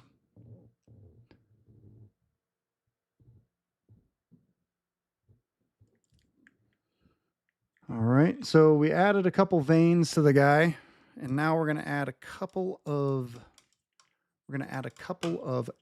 freckles. So, camera looks good. Camera looks good. Dragon Ball one piece. Let's go back to, okay. So, David's talking about Warp Coven. That's cool. You don't have to be good to make the model look great. Story of my life. I can't see Oren's color in his name. I can see it better on this screen. That's okay. All right. So picked up a set of your brushes, and I've only used the Workhorse so far, but it's so much nicer than what I used to use. Thank you, JK. Is it J Kane Cutlery? Appreciate you, brother. I'm glad that it's a workhorse for you. You know, it's the brush that I spent the most time on to make sure that it was definitely the best, right? So back to this model, we're going to add a little bit of freckles to different parts of the arms, maybe to the back of the head. And what I'm going to do for that, let's see here, what would be good? So we're going to use two colors for the actual model that we typically would use, right? So I'm going to use a mix between our highest highlight on like the carapace, and then I'm going to use a little bit of the flesh color, and we're going to see what that looks like. So it's a gray mixed in with this light earth. We might have to do more black mixed with light earth, so we will see. I have added them both to the wet palette, and we're going to do a little bit of a mix here. I'm going to use my size 0. We're going to kind of see what that looks like. A modeled version. Let's see here. I'm going to test it on the base. No, this has to be darker. Has to be darker. So, I could use a little bit of Rhine oxide. So we're going to try Rhine oxide with a little bit of this. Rhine oxide is a base color, so I don't want to pull from too many other colors. So we're going to do a little bit of Rhine oxide, a little bit of probably like a 50-50 mix, and it's like the exact same color, or at least I think it looks the exact same. So we're going to add a little bit of this. Perhaps I'm incorrect that these two are not the same color. You guys can tell me. So that is, we are playing with colors that I do not see. Okay, this looks much better. So it's probably 2 parts Rhinox hide to 1 part light earth. And we're going to move to the overhead. We'll kind of get the camera to focus here. And we're going to add a little bit of freckles to a couple different areas. So we're going to do the back of the head because the back of the head will be very visible. And let's make sure that the paint didn't dry on the brush here. You just want to be kind of randomized. You just want to create a couple little dots here and there. Just random, you know. Oh, goodness gracious. Cool. Didn't get to see me apply those whatsoever. So let's move to the other side and try it again. All right.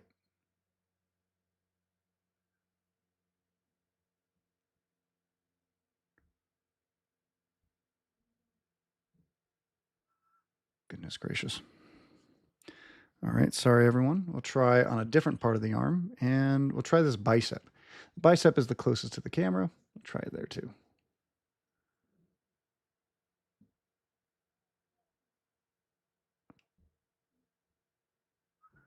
Couple little ones here and there. We don't want to do too much, but we do want to add it in parts that might look a little boring.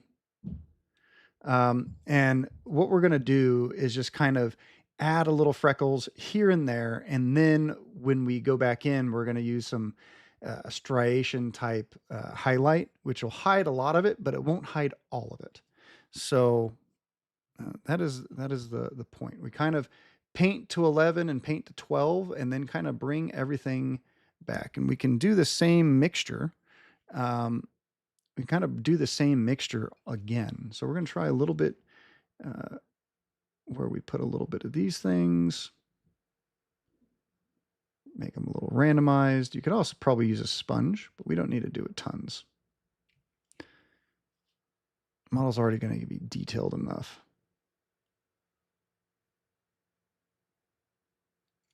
Can I please focus?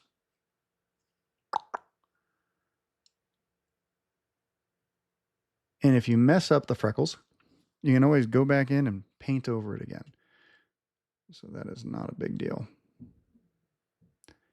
And I think a lot of these freckles are going to get covered up anyways, but there will be some that pop through our final part. Don't necessarily need to do much on the tail. The tail looks great with the striation highlight that we're going to do a little later. Well, not probably today, but we will do it later. Probably do a couple more on his hands. You know, who doesn't have a freckle on their hand, you know?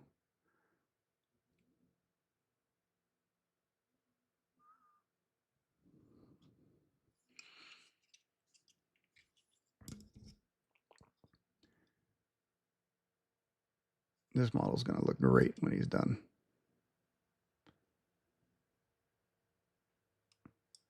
Cool. So we don't want to do too many freckles because then it'll kind of look like we're just starting to miss points, you know?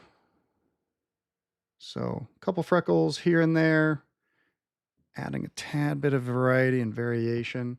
Another thing that you can do with this is you can take a toothbrush, put a little bit of black on it, or put whatever paint color this is, and then flick it at your model.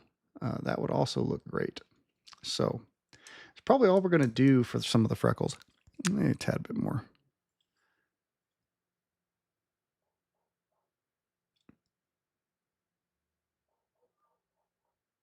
We can also do lighter freckles.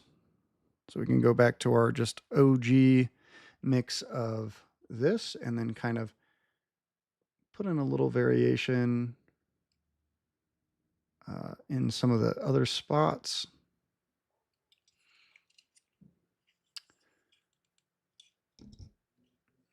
That is an awful. See, I'll do a tad bit of. So up here we can see that I kind of screwed up this bicep right here, right? If I can get it to focus on the actual homie. There it is. So this bicep here has a big stripe up the middle of it, which is unfortunate. Maybe I can get it closer and focus that way. Okay. So this bicep right here has a really large striation in the middle of it, of the Magos purple. So when we do a little bit of the highlight of it's going to be more of just like linear. So we're going to kind of just do something like this. And we're going to do that a couple of times, but it's going to look great when we go over it with a few of our other stuff. So I'm going to do a little bit of this just to add a little variation of this. Is kind of, you don't have to do this step by any means to make this paint job look better or look good, but we are going to do a tad bit of it because some of the I think some of the highlighting stuff got a little bit, the shading on some of the joints got a little overboard. So, and see how we covered some of the vein right here. We covered a tad bit of the vein. Move my hand out of the camera. There we go. I think it's having a hard time focusing because the paint job is actually pretty bright at the moment. So just a few little pieces just to bring a highlight into certain areas. This will disappear practically when we add the filter over it. We're just kind of, this paint job is mostly just like trying to go back and forth with like textures and adding more textures and taking away textures and that kind of stuff. But this whole tail section is going to look real good with the brown. One of the main parts that we need to correct though is this area here. We don't need to fully correct all of it, but we do need to add in a little bit more so it's not just purely Magos purple here. So we're going to add a little bit of light earth back into the skin to where I kind of messed up before. I definitely don't need to be doing it with a size 0. I can get my workhorse out. And we will do it with the workhorse instead.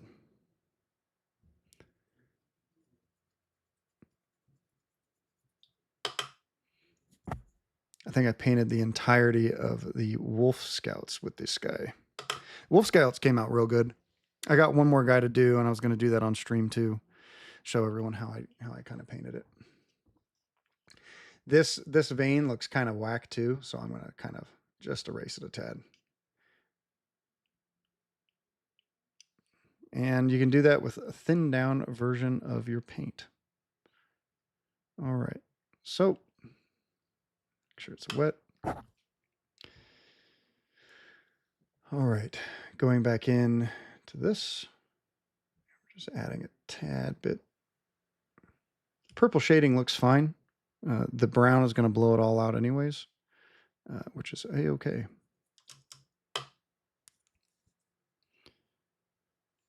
So just coming back in, a little bit of highlights.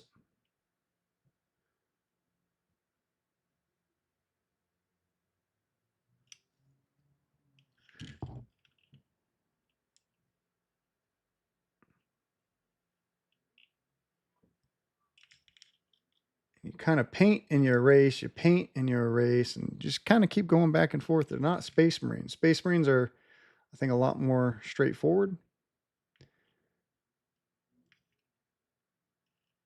than anything else.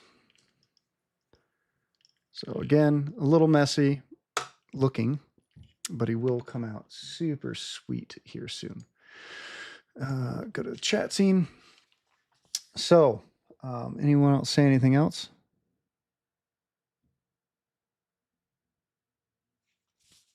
Yes, this is much easier for me to see, Orion. Much, much easier. I appreciate you. All right. It is the shade of blue that I could not see very well. All right. So we have the skin mostly done here for this model, which is really nice. We're going to go through with black now. We're going to start layering in the black so that the model has a little bit of life. And then I'm going to have to gloss it. And then I'm going to have to let the gloss dry. And that's probably where we'll end the stream tonight. So, or today. And then I can come back and show everyone a little bit more, you know? Okay. So, and also, since this is my first like stream of painting, I have no idea what to talk about. Like, it's literally zero idea. So hopefully this has been all right for y'all. Um, just trying to pass on some knowledge that I have here and there.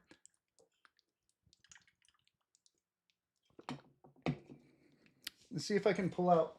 I'm going to pull out the Space Wolves too, so you guys can kind of see them more up close.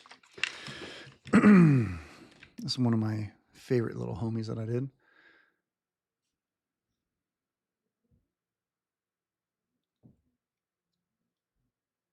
So this guy looks awesome. Can't wait to show you guys how to paint these guys. They came out real good. The skin is a little lacking because I haven't finished them. I think I had to paint each individual head in 30 minutes, which is really rough. So the heads are lacking a little bit of detail. I went back into a couple of them and I added, so don't think that I'm that nice of a 30-minute.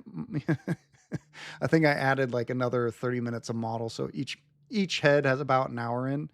I went with a red plasma for these guys too, which was an interesting choice. I don't know if it was the right choice, but I really wanted to paint red plasma, and so that's what I did.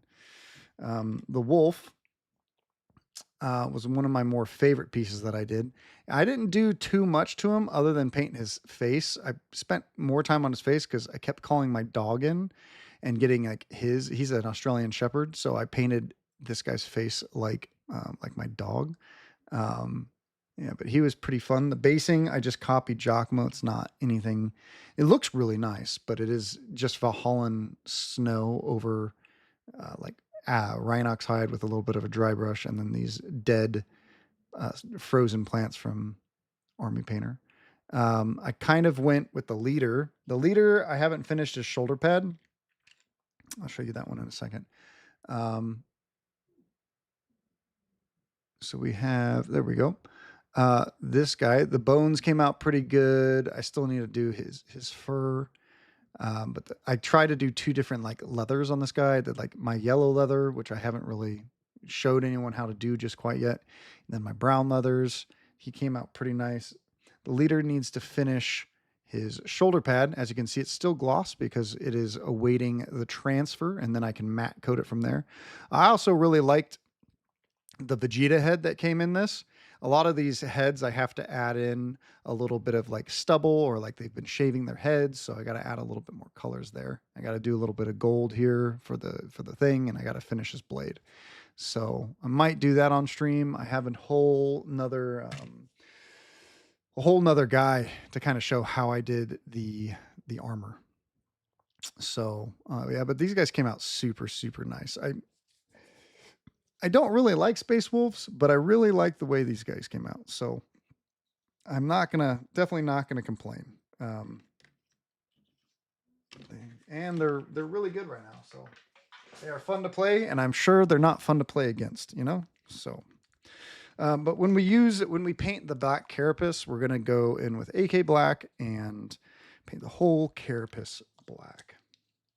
So might be a little boring. I apologize. I'm sure that my banter can keep everyone entertained.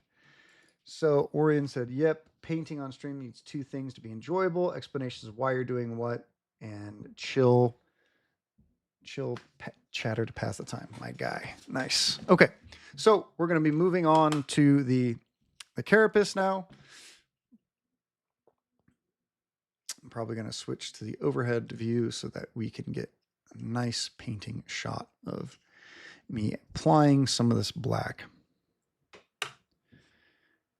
So we're going to do AK black.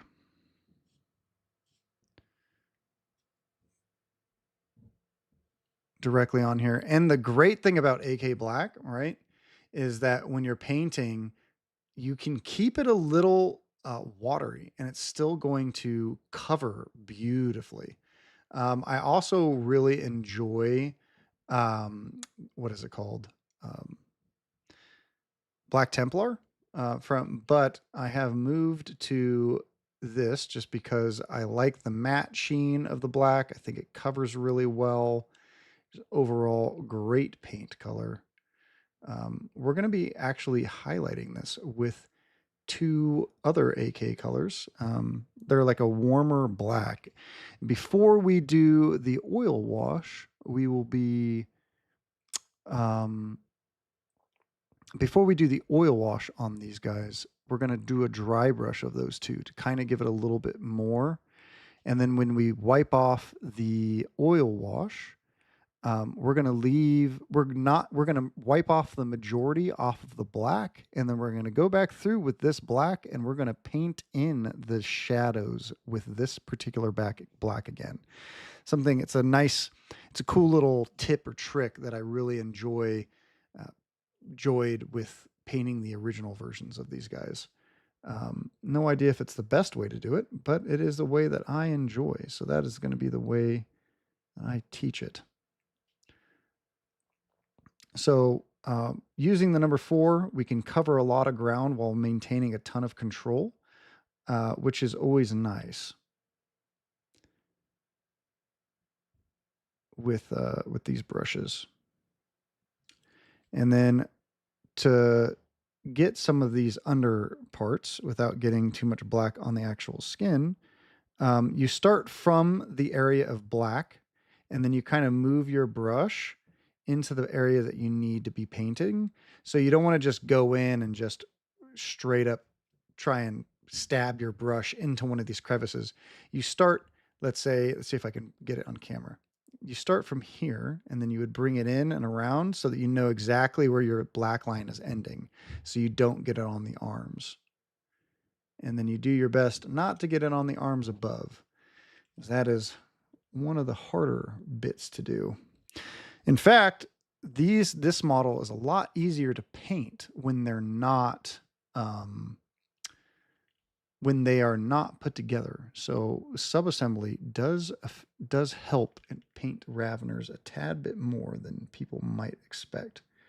So we're going to try and get under this, doing that same thing. Luckily, a lot of these little armor pads are mostly dark because of the purple that we've been using. Oh, the purples. I think they're purples. All right. Well, Caribou is not purple, but it is over this light color. It does have like a purpley red hue. I got a little bit of black there, so we'll go back and we'll clean that up on his chest piece or its chest piece, you know. And try and get the top of this and see if I can get this in.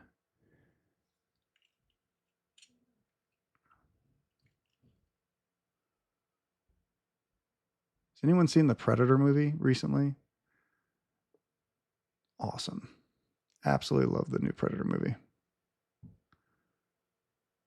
In fact, this is the hardest part to paint on the models, like inside of this crest area. Sometimes you can get away without painting it fully, or you have to, not attach the head, or, getting into there requires probably a smaller brush. A little bit more water because I feel like the paint isn't going as far anymore. So I'm gonna add a little bit of water to my brush and then go back through and paint a little bit more into these cracks and try not to get it on the chest. But light earth does cover pretty well. It doesn't cover, it's not as good as covering as this black is, but it does cover well enough that it will cover the black in one or two coats. So it's another reason why I went with light earth specifically. Not only is it a wonderful shade, but yeah, I don't think, as we can see, I did a pretty thin coat of this black and it just covered wonderfully. I think the sheen is a little bit different up here, so I'm going to add a little bit more in. But yeah, so that came out pretty good there. I'm going to go back through with this back piece. Yeah. Also, I wish I could play music doing this, but I'm not too. I don't think I can do actual music. I'd have to do like non-copyright stuff, which is, you know, not as good. We'll just say, not as good. I'm already a music snob as it is. I don't listen to tons of different music.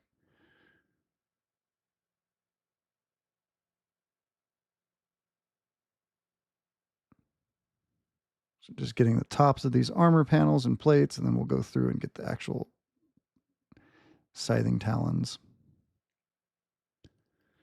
You can also add in more freckles with black. You definitely could. A lot of the brown will also cover, it'll get into these cracks really heavily. So you don't have to like cover the each individual. Oh, I'm not even in the fucking screen. Um, you don't have to cover every single detail because the oil wash is forgiving. But it would annoy me if I knew I didn't do the best I could. So I'm going to do the best I can. Adding a tad bit more. See if I can get this one in focus.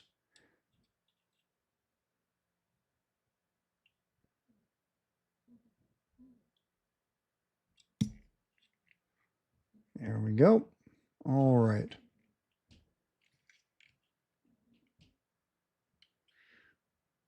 And there's a little bit next to his head before we move on to the crest. A little bit of water. I'm going to make it so you guys can see how I'm painting because I have the camera's literally right here, like right there. That's why it's such a tight shot. And sometimes to get real close, I have to. maybe it's not my most flattering um, flattering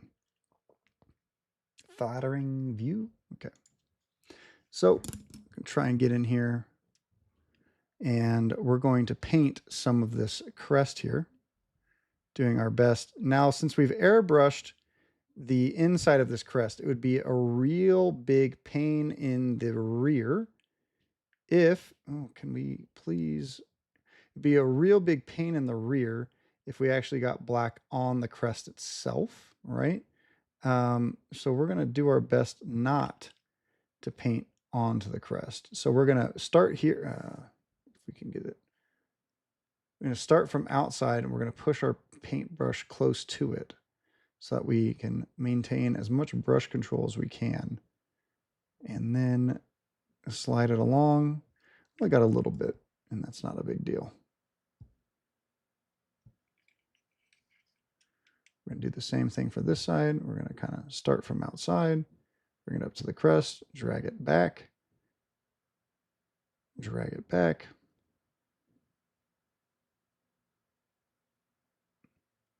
Provides the paintbrush a tad bit more stability. And then, meanwhile, remember, I am painting this with my head tilted like, psychopath. Okay, see if I can get this.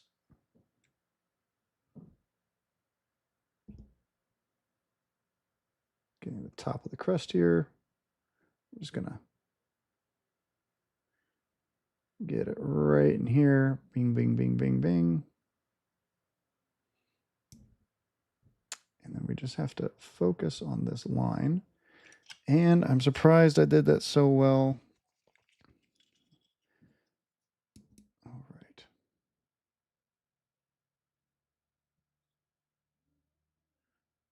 Look at that. And that was easy. If I had a Staples button here, I would use it, And do a little bit of this carapace underneath his skull.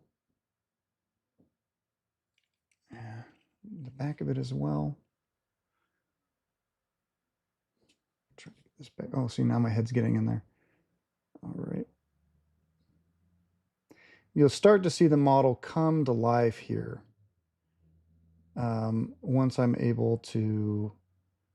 Once you're able to see the whole entire thing, now that the black has been put in. The black is like mostly used as a big neutral color. So it's very much um, very much a neutral block. Like the whole scheme is kind of neutral, and you kind of have a couple colors that kind of poke out, which is nice compared to like the Wolf Scouts. Paint underneath the fins. What are these called? Head fins? The head chitin?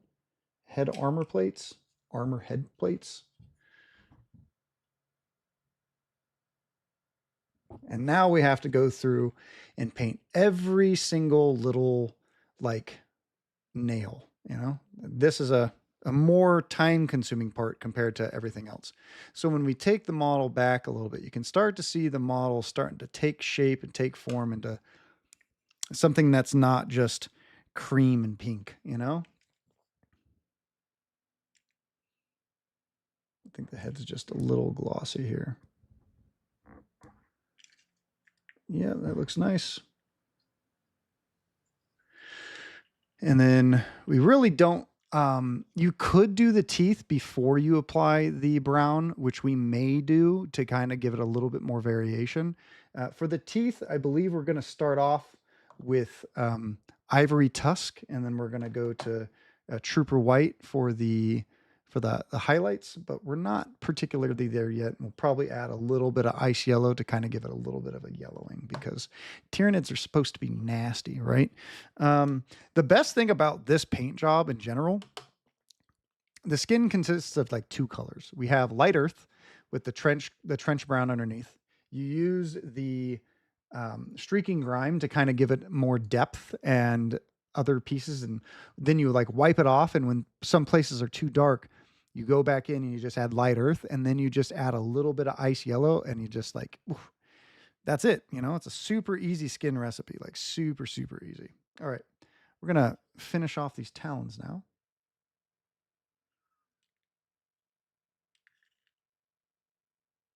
Trying not to get it onto the little fleshy bits.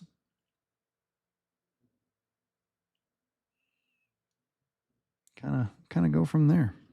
You know?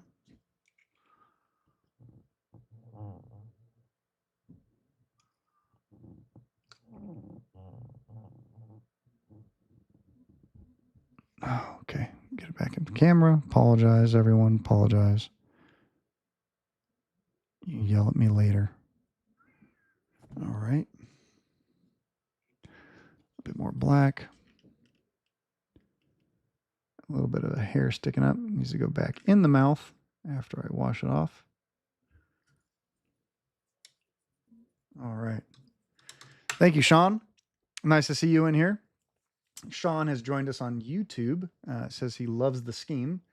So David is saying, okay, I think I'm done with Death Watch bodies. Now I got to do the pauldrons. Nice. Pauldrons are the hardest part because typically when you're doing the pauldrons for Death Watch, there's just so many different colors.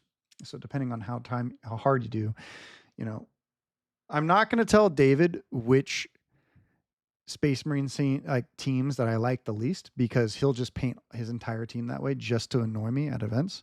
So David, choose what you like, you know, instead of trying to. David's goal is to like get a yellow card by being a really nice guy. That's what David likes to do. All right.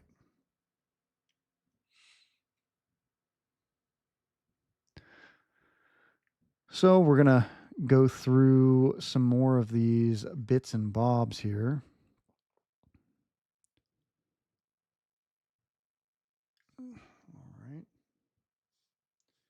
Anyone have any something that they would like to ask me about or I can talk about, you know, you're running an event or you know, life stuff, you know. Maybe you didn't like the Lord of the Rings and I can ban you, you know, or something like that, you know. That could be fun. That could be fun.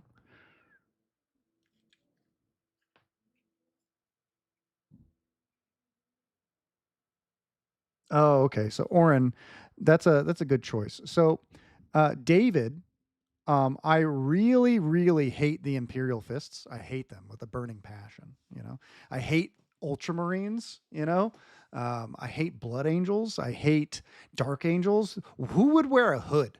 Like that's just crazy. Who else do I hate? Um, hmm.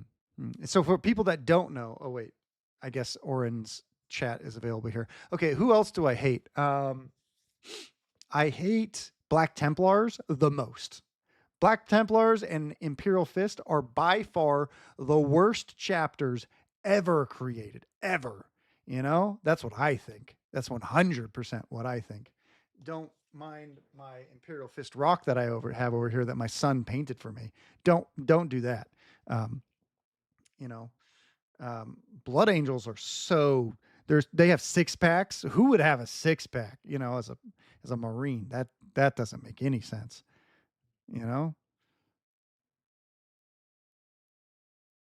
the Imperial Fists were right. You know, they were very much right. I mean, not the Imperial Fist, the Iron Warriors. You know, they were so right. They were so right that Dorn sucks at building walls. He sucks at it. He sucks at it, David. He sucks at it so bad. Daddy Dorn will never leave my side. Also, real talk, Sigismund is one of the coolest Space Marines ever written. I think he's pretty cool. He's one of my favorites. The founding guy of the Black Templars, the dude who first thought that the Emperor of Mankind was a god. He's a pretty cool guy. If you guys know who Sigismund is. I also like the Lion a lot. He's not a nice guy. He's really not a nice guy. But, you know, his hair kind of vibes with me, his aesthetics, you know, he's kind of a royal pain in the ass, which I enjoy. I like that, you know? I don't think I've actually read a book specifically highlighting the lion, but I like that he looks like Tywin Lannister, you know, from Game of Thrones. I do enjoy that a lot. Let's see here. That one. How was Worlds for me? Um, Worlds was a lot of fun. I enjoyed it a lot. Um, it's always fun getting to TO a bunch of players, you know, especially from all over the world. I don't think a lot of players from the East Coast have experienced my TOing style or people internationally. I got a lot of high praise from a lot of players. So that was a big, glowing, like, awesomeness for me. Um, Found out that you never have to touch the street in Atlanta going to the hotel, which was really cool. You can take the metro from the airport to there, then walk underground to the hotel, which was really cool. We did that on the way back. Didn't do that coming or the last time, but that was cool. Food was great eating there. Um, what else is great about Worlds? Meeting everyone was really cool. Worlds is such a cool event because you get to meet like so many different people, all walks of life. Everyone comes and like loves the same game. There's a lot of great armies painted there, which is awesome, which is really cool. Also, like TOing and stuff like that, I get to focus a lot more on the rules, right? And I get to try and be the best rules judge that I can be because, like, squad games events and stuff, I'm worried about the stream. Let's go to this one. I'm worried about the stream. I'm worried about the store. I'm worried about a bunch of other stuff.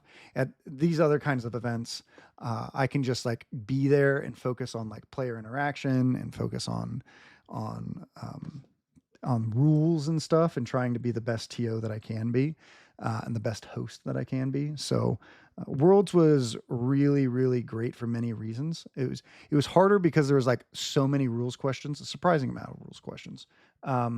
I guess maybe not so surprising, but it was a really good time. I really enjoyed it. I had a good time, and I don't think that it was one of my favorite events of the year outside of AVTT and LVO. So I highly recommend that if anyone does get a golden ticket, that you try and get there next year because it's definitely worth going to. It's definitely worth experiencing, and it's cool because there's so many people from all over the world that just love Kill Team or Warhammer, and you just get to go there and be there. You know, it was really, really fun. Working with the judges there and all that kind of stuff was a ton of fun too. They're totally awesome. I kept saying that Ben assembled the Avengers. He's our Captain America. Um, so it's a good time. It's a good time. Yeah, the right-facing bird pauldron. I can only seem to find left ones. Um, let's see here. What is everyone talking about here now? Really enjoy.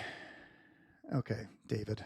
David, I like it. You're using so David in the chat. Let's go here. So Okatan, it was really funny. Six Flags Magic Mountain is near my house, um, and Six Flags wrote my name as Okatan. So for my entire season pass, it was Okatan. So that's just like one of the names I go by funnily sometimes. Because like how can you get they thought my D when I wrote it was an O, so it was just bad handwriting, I guess. My H was an N. It was great. And it's so different than Dakota as well. So yeah.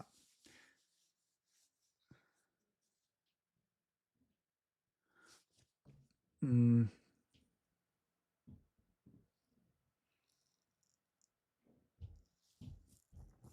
So with the rules stuff, we just tried to do our best with the rules. I don't know if how deep into stuff I can talk about that kind of stuff. Um, yeah, so like we would all sit down as judges and kind of like talk about stuff and see how we were going to rule certain things or things that are difficult, things that we found difficult in like at LVO and other stuff. So we would try to get the. The best that we could. So I mean that's all judges can do. So yeah, because essentially like we're you know just people doing our best at the game. So that is what we can and can do. So um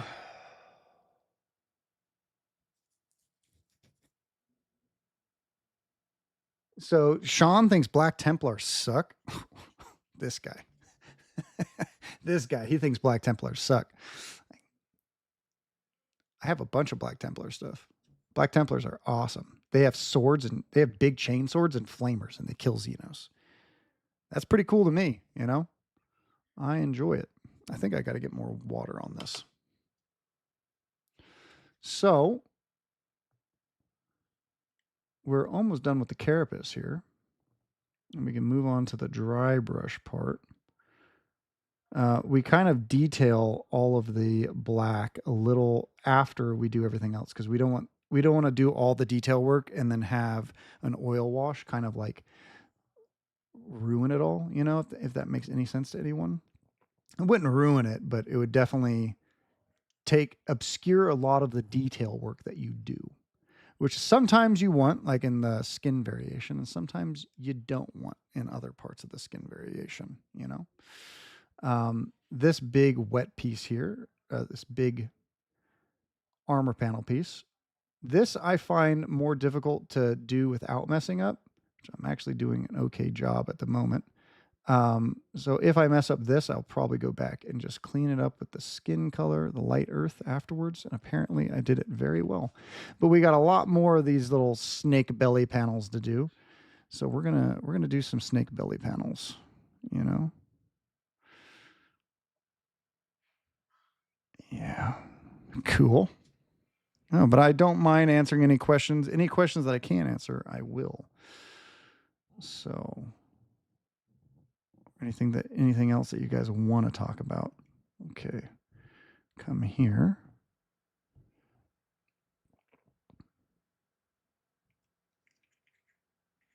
So as we can see, I've got the tail pretty much done. There's a bunch of these little spikes on the tails I find rub off pretty well or easily. So I'm going to do those kind of last because if I touch them on any of the models, you can also get the black on the base colors. That doesn't matter as much. Um, yeah, we'll kind of do the base last. It's kind of the same process. I probably should have done the base at the same time as I did the skin, but you know, sometimes you forget things, when you don't have a script. Or if you haven't painted these guys, when did these guys release? Like back in like May-ish or something like that, or June. I haven't painted these guys, this team, for quite some time. And I called dibs on these homies right when I was able to. Giacomo, unfortunately, he was forced to paint the um, the AdMech. Neither one of us really enjoyed the aesthetic of the AdMech team, Battleclade. Probably one of, I think, our least favorite teams to be released. They're also just really complicated. Heaven forbid, you know? Okay, let's get that back in camera view.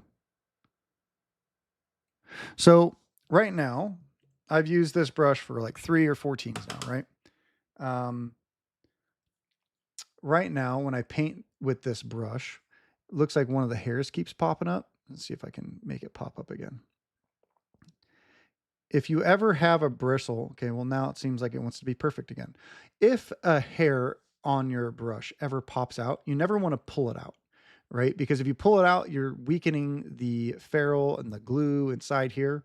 So what you're going to do is you're going to take a knife and you're going to try and cut it towards the base, but not at the base, so that it's just somewhere in here then, you know? But that's how you kind of want to deal with rogue hairs on brushes every now and then. Let's see here. Okay, go back to some of these. Sorry, guys, I was painting. Um,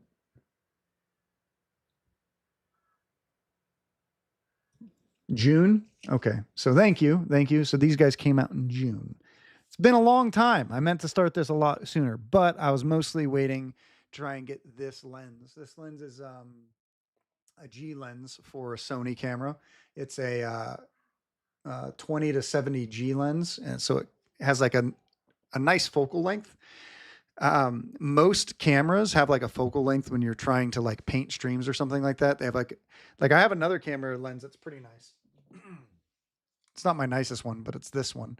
Um, and while it has a 55 all the way to 220, I have to like push it back a lot. And then it's like its focal length is like 2 feet. So like the camera has to be 2 feet away and it doesn't like autofocus. This one autofocuses, which is a little bit of a pain in the ass, but it's better than painting an entire model outside of focus, because I have done that. I have tried to make painting videos in the past. Um, but yeah, it's a, you know, by no means am I a professional. Um, you know, I am trying to learn how to paint on camera for people, to try and teach people, and something I thoroughly enjoy doing. I enjoy the hobby aspect of Warhammer quite a lot. So hey, we have our rogue hair. Can we see it? It's popped up. So I would just trim that with a little bit of an X-Acto blade. But right now it does seem to keep going back down. So we're not going to do that quite yet. Also, another thing about AK paints, sometimes I find that they only have a limited life on the palette for maybe like an hour or two. So when you paint with them, you kind of want to, refresh the actual paint, especially if it starts going on your model kind of like bad or not as well. I find this to be with most paints. They only have a limited amount of time that they're on a wet palette that they're actually still decent for. Uh, they like start to apply like chalky, no matter how much water you add to them, and yada yada yada. I find that the more you paint, the more you kind of get to know certain paints a little bit better. So, and again, I have painted this entire model with a size 4 brush. I have, other than the little dots that I put on them. So, um, size 4 is a very good, just getting on model. I'll probably switch to a size 2 for these little small ones, but I probably can still do it with a size 4. Yep. Pretty easy. So I want the paint to be a little bit more watery because I'm going to be covering a large area. So I'm just going to add a little bit more water to my brush than I have had. And then this paint being so awesome, I don't have to worry about any of this other part here. Bing, bam, boom.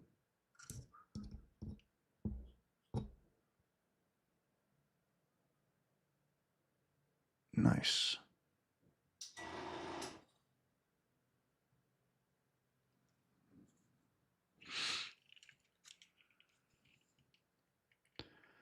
Going through this side. Kind of same thing. You can start to see this model really start taking shape now that there's a lot of this black that's been really layered in here.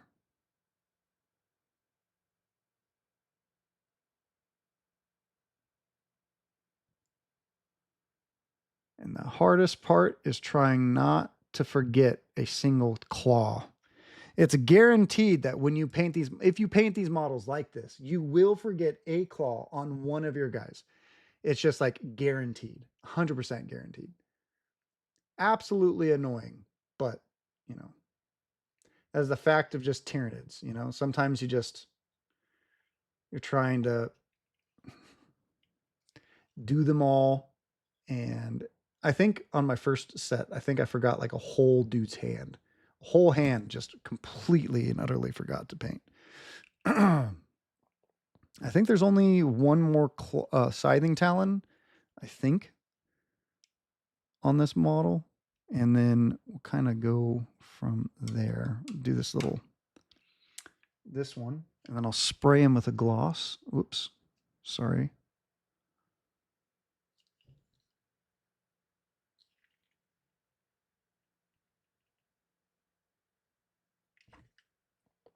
And that red chat. Let's see here. Oh, there's a big text here. Oh, Alexander Popov has popped in. What is he saying? Okay, first time chatter, Jay the fella. I would agree. These are some of the best models outside of the bestest boy. You know, Jay, I will fight you if you say that the bestest boy is not the best model out there. Okay, because he is awesome. He is one of my you know, I know there's other wolves out there, but he is a good boy. You know, just saying. Painting related question: as a paint licker, what is your favorite flavor of paint? Probably GW.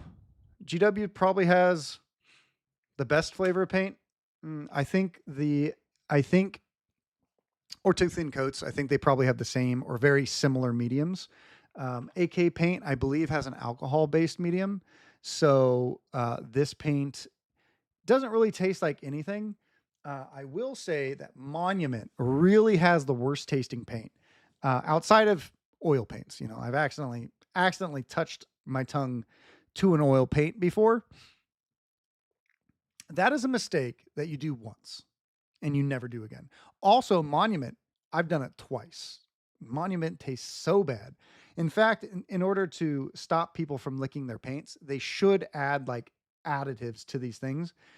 But I think Games Workshop is like, I wouldn't say Games Workshop. I would say like if you do that, it's probably not a great thing for sailing because a lot of these paint companies, there's a lot of kids that paint it, you know?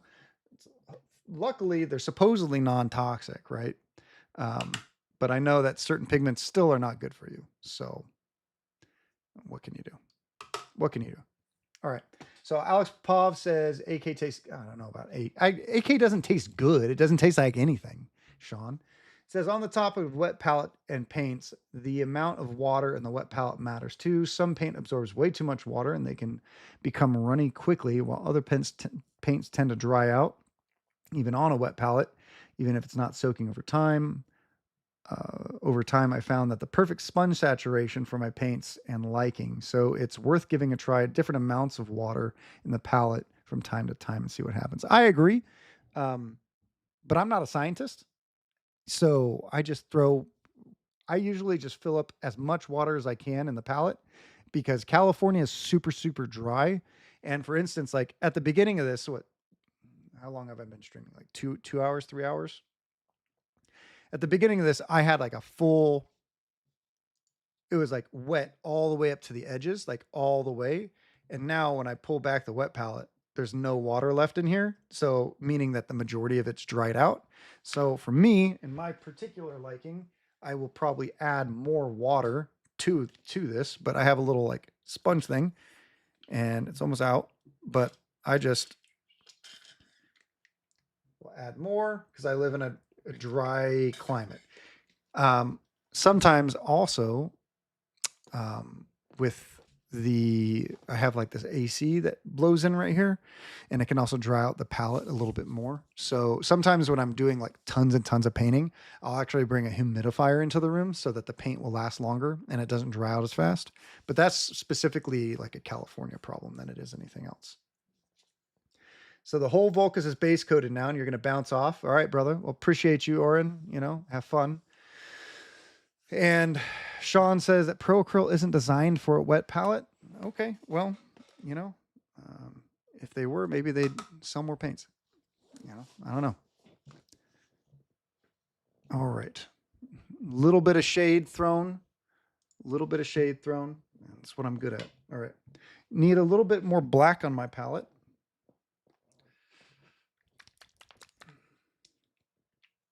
Finish up this a tad since I've used the majority of this. A little bit more water in here. All right. So I think we just have this and this talon right here and some of these under panels, and I think we'll be done with the black. So that is an awful shaped brush. That's what I get for not putting it in my mouth first. Okay.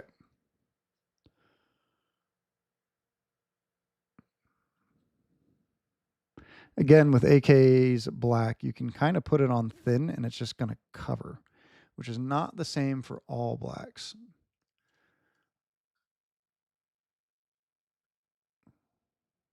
I find that Black Templar covers very similar to this, but it's more patchy. I actually, before we did the Hobby Highlander episode on black, which is a fantastic series if you guys haven't seen it. But a lot of the times I would used to use that black over these normal layer paints just because I liked the way it just like goes into the crevice right there. It would go into a crevice and, you know, but you would pretty much always have to do 2 coats. Now I can just water this down and just put it on. And there's a reason why so many like YouTubers and stuff just are like, oh yeah, I use AK Black and their paint recipes and stuff like that. I've been noticing it quite a lot. Until it gets dethroned, I will continue painting with this color. Very little loyalty to paints. You just have to make a good product and kind of go from there. I think white is the most difficult paint because different whites are better at different things. Like, for instance, I do like white Scar for something very particular. I don't like painting with it particularly, but I think it's one of the best whites to use if you're going to paint a lot of like fire and flames, because you can do a lot of wet blending with it because it takes so long to dry. You can use the paint's property to better enhance certain things without having to add like paint retarder to your paints mixes and stuff. So I think every paint is just a little bit different. Okay, so we just have the snake belly to do now. I'm just cleaning up a couple of these other little bits and little talons on the sides, and then the black will be done. All right. So it's hard to get on the inside of these because there is I glued this together, or I think I had Giacomo build this model for me. So I was going to actually paint these guys for LVO and not give away my other team, but when you're running events, sometimes you just run out of time. So I loved my last Tyranid team, and it went to a great home, you know. He wanted him a lot.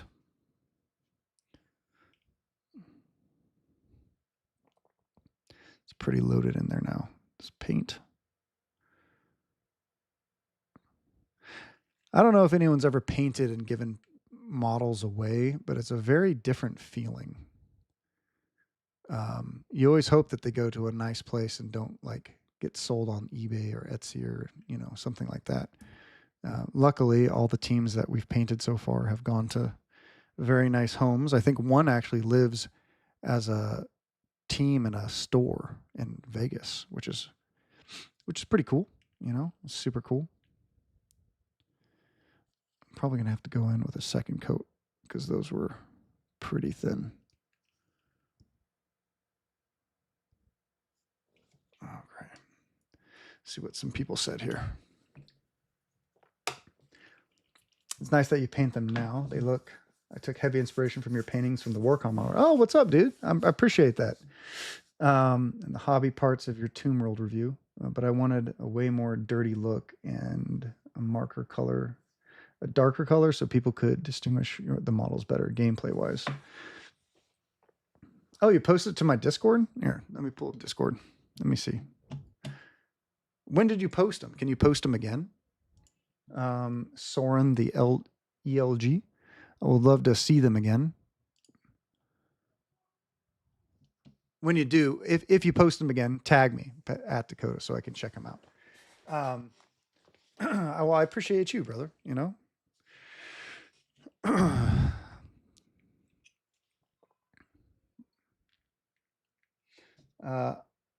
I think PA sucks. Are you talking about Pennsylvania? Like, where did that come from? Did people talk about Pennsylvania earlier? Proacryl. You think Proacryl sucks? Okay. I was like, whoa, people are throwing shots about states in here? That's crazy. Proacryl is one of those paints that die on the palette, drown in water, and the paper needs to be lightly wet. I disagree, Alex. I use so many Proacryl. Proacryl has some like really nice blue, really nice red. I use it on a wet palette all the time. I think that you just have to constantly change on the wet palette a little bit more. I would never use a dry palette for Proacryl. I think you just use a little less water. Um, yeah, I actually learned about White Scar today in real time. Nice. Yeah, White Scar is really difficult to actually paint with and actually layer with. It's kind of difficult. Um, but it also like streaky and it's a pain in the ass, but it looks great in fire. Absolutely great. It's kind of like it has the same consistency as Proacryl's heavy or not heavy, but the titanium white. It's also very similar, but um, Proacryl's white just dries a lot better and applies better and easier and dries faster. So, a couple different things. Yeah, I talked to their CEO and he was big on no wet palette, which I thought was so weird. Yeah, that's weird. I mean, I use a wet palette for their paints anyways. So it's just, um, I find that Proacryl, even on a wet palette, will work, but you have to have like a matte base coat and then it works wonderfully. So, like, or if you spray Proacryl onto a model and then you use their paints over the top of it, it works really well. Or if you use, where did my matte go? Some polyurethane over the top of it, and then you start using some of those. Like, you could also use their primer and stuff like that, but I just don't like primer that takes 24 hours to cure. This is a weird question out of the blue. I'm making some actual like D&D dice, like from scratch, is anyone interested in that kind of a content? Like literally from scratch. I've already sanded them. I made my masters. I have my silicone curing right now, but I have to do one more. I could definitely show people how to make dice. My previous profession here, my previous profession actually used to be um, making props and making things. So I used to make like Batman cowls and Wonder Woman stuff and work with metal and leather and urethane and silicone and clay and stuff like that. I used to do that a lot before I got into security. So it's something that I used to do a lot, and I'm making a lot of D&D presents for some of my D&D friends this year because I play that weekly. So, oh, you're peeing on Discord? Okay. All right. All right. I got you. I got you, Soren. I'm gonna search in your. I'm gonna search on Discord. See what I can do a live reaction. I guess. See here.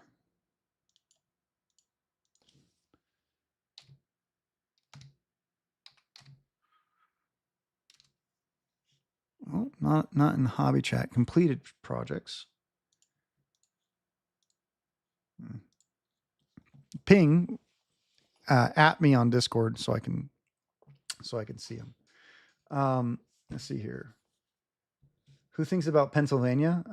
I don't know. I mean, I think PA is Pennsylvania or Philadelphia or something like that. Something. You learned with Pro Acryl, so you're tainted. Pro Acryl is a great paint brand. It's a really good paint brand. It's just it does take learning. It's like a level 2 paint. It's like a level 2 paint scheme, I think, you know.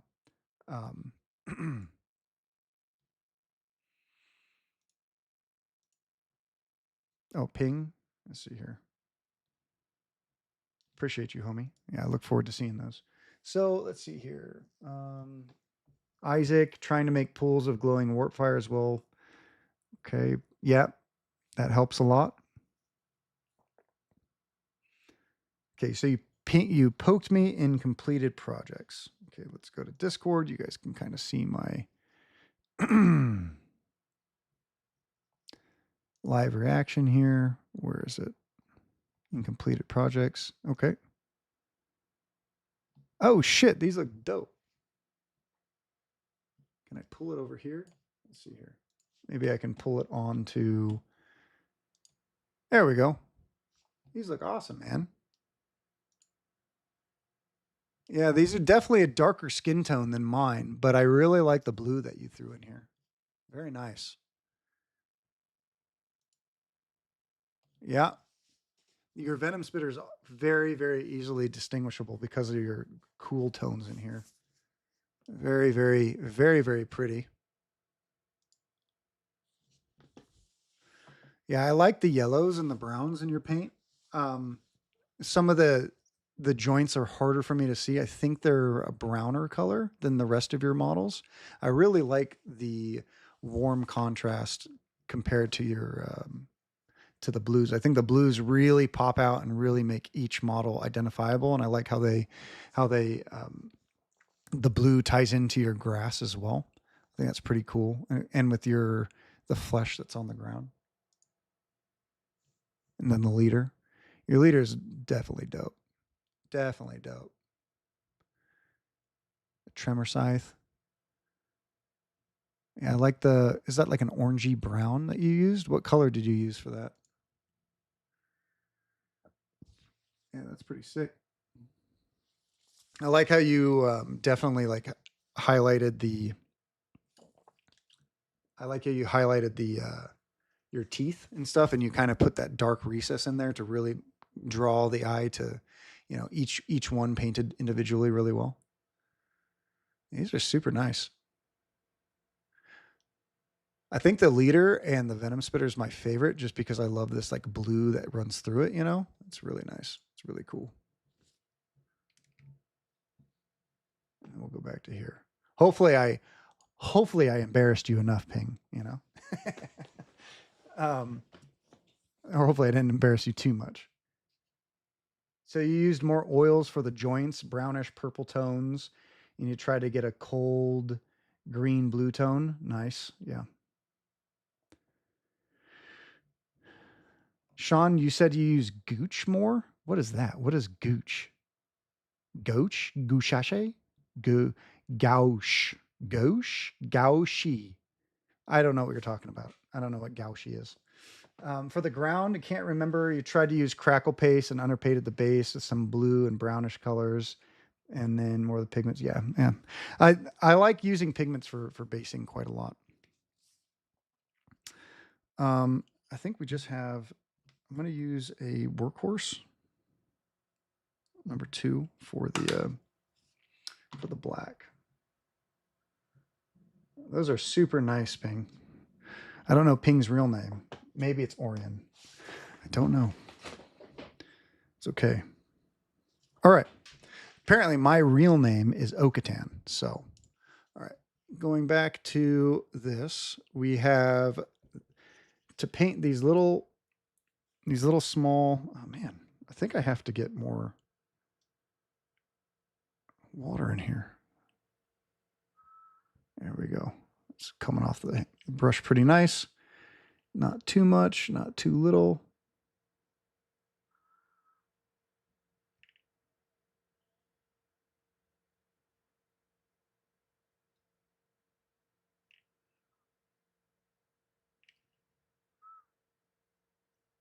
Oops. You have to go back and fix that piece. Got a little bit too much under here. Got it on the skin a tad.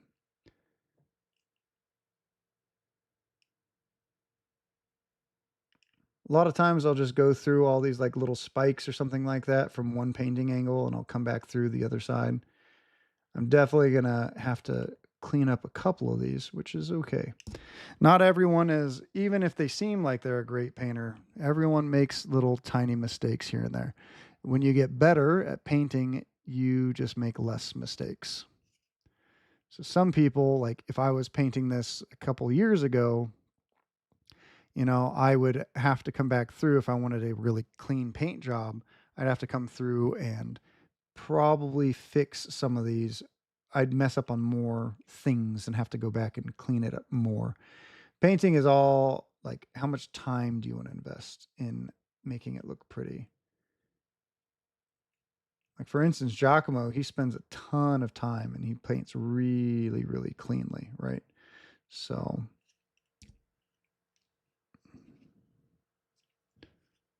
I find the longest part of every painting process is just blocking in colors. Like when I painted the Space Wolves, man, it was just a lot of time just blocking in colors and edge highlighting and all that kind of stuff wasn't as bad, but I think the heavy metal style, which is what I did with them, does take an enormous amount of time compared to other ways to paint Marines. Uh, Heavy metal is a very clean and pretty look from all angles, and it's something that I enjoy. I did enjoy painting it. I don't know if I would do an entire army that way. I think I might die inside if I had to do that, but it's great for just a kill team. Now we have the hardest pieces to paint right in here. Oh, son of a gun. Going too fast. All right. You guys get to see me clean up the skin now.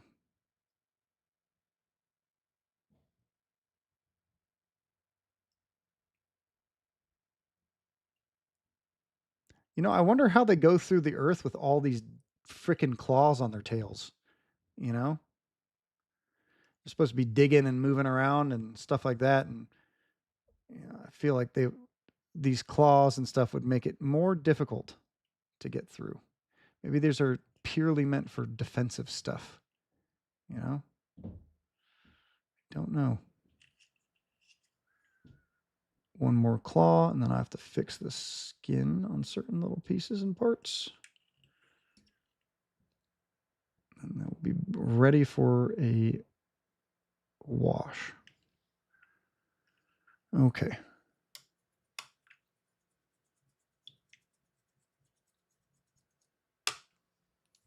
Yeah, Ping, no problem, man. So Ping's thanking me for, let's go here. Yeah, thanking me for showing them on stream. But yeah, man, I mean, I love showing all types of stuff on stream. I appreciate you for posting it in the Discord and being such an awesome member of the community. So it says Viejo burnt red and then going up for the ground. Okay, yeah. Burnt red is one of those colors that is difficult for me to see. I think I used burnt red or for the bricks on my giant display when I won best display at Worlds. So watch Tremors 2 and they'll explain why the spikes help. Tremors 2 is not a science movie, David. Okay?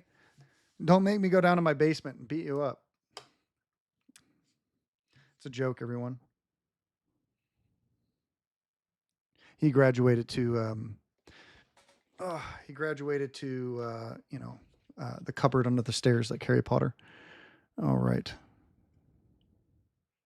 It's no longer in my basement. Okay, so let's. Now this skin tone has been on the palette for a while, so we'll see if it's how well it still functions. Okay.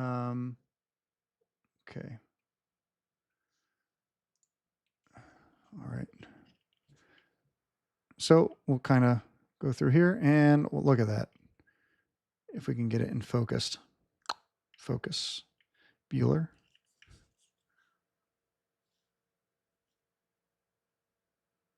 There we go. Cool. One coat and done. Nice. I'll feather it out a tad, but the, what's it called, will make that disappear. The brown coat that we will be doing will make that disappear. So I got a little bit of a mistake here. Under here, I can go through and fix a couple of these bad boys.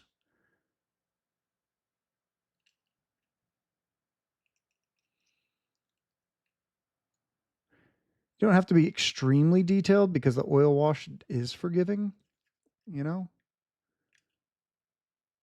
Not 100% necessary. Cool. Looking good. I will say that there is an arm that I'm not satisfied with. This arm is almost like purely pink, while this one under here is definitely not. Looks like I almost completely forgot to paint part of it. So I'm going to add a little bit of flesh tone back to it, just a tad, just to make it so it's not just, a little pink arm. I have a little bit of Magos purple still on the palette, so I'm going to add a little bit into here.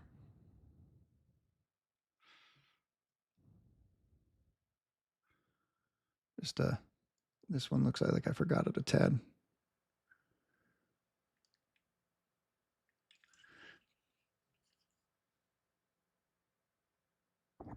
And yeah, I think that's pretty much good for pretty much the beginning of this.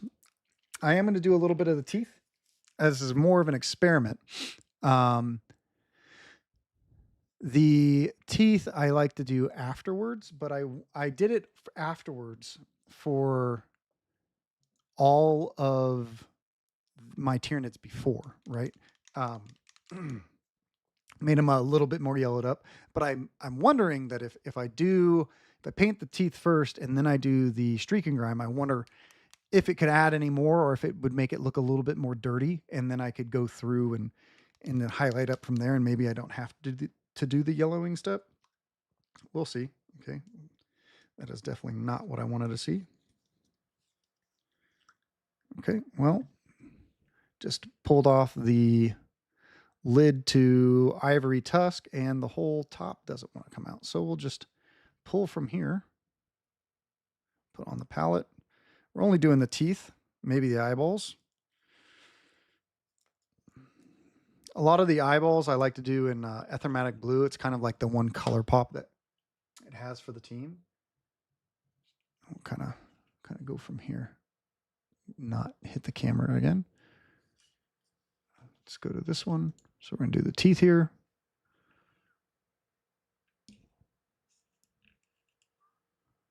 See if I can keep this in focus for long enough.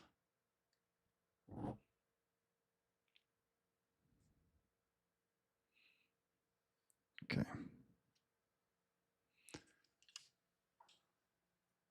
Okay, let's see here.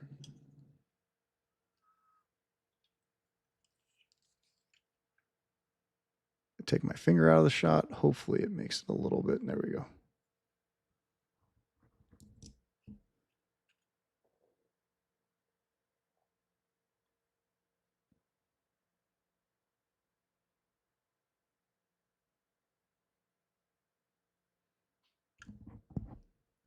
Got a little bit on the tongue. See if I can wipe it away.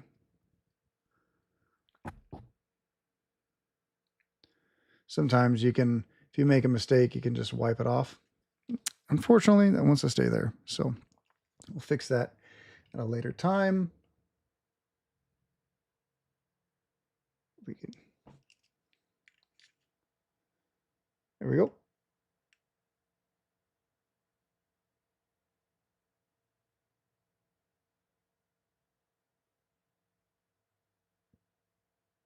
So I'm not talking. I have to hold my breath. We'll do in small little details. Maybe it's a force of habit, you know. It's like I'm aiming, aiming this tiny little brush, trying not to hit my microphone and talk at the same time of doing these little teeth, you know. I think I like them more yellow. We will see. Cool. So we got that. I'm not going to do the eyeballs because the eyeballs are definitely going to get hit with an off white and then kind of go from there. But I mean, the guy's pretty much good enough to hit with everything and then go back. I probably need to do the base because I'm going to hit the base with it too. So I'll do that real quick and then we'll end the stream. So we're going to do French blue, which is another AK interactive color. This color looks really, really nice once you apply either the AK, like they have this like weird wash that they have. It's very interesting. You can do that, or you can do the whole thing with this with that brown streak and grime wash. We're going to actually do it that way. So we're going to add the this is going to look, I am warning everyone. I'm warning everyone right now. French blue is too bright of a color to put anywhere near this model. But once you add the streaking grime, it looks way different and way better, at least to my colorblind eyes. So when I start to apply this, you don't need to freak out. Okay. Just know, yeah, I understand it's going to look really stark and does not look correct. I am aware. I'm very aware. Um, yeah. So back to here.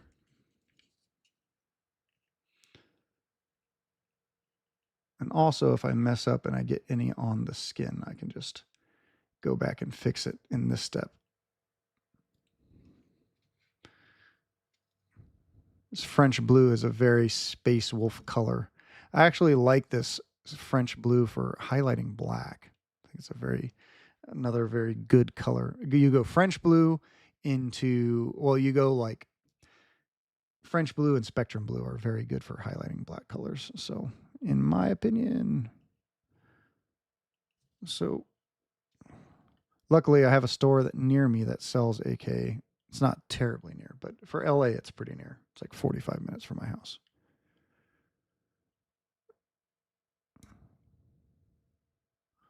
Burbank House of Hobbies. Hashtag not sponsored. Okay.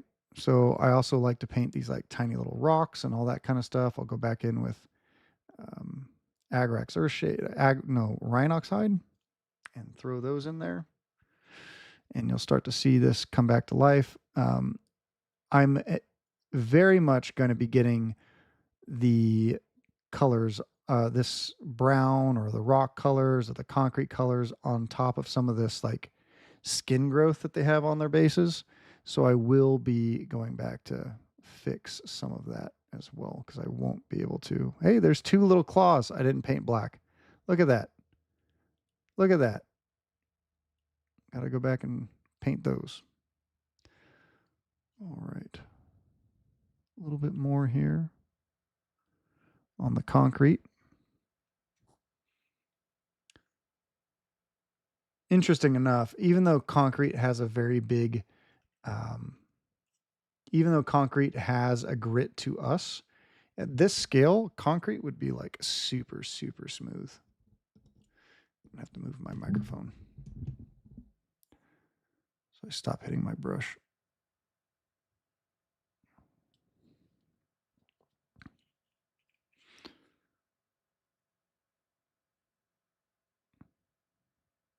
So one of the things that I like to do when I'm painting, when I do an oil wash, I see everyone does oil washes differently online.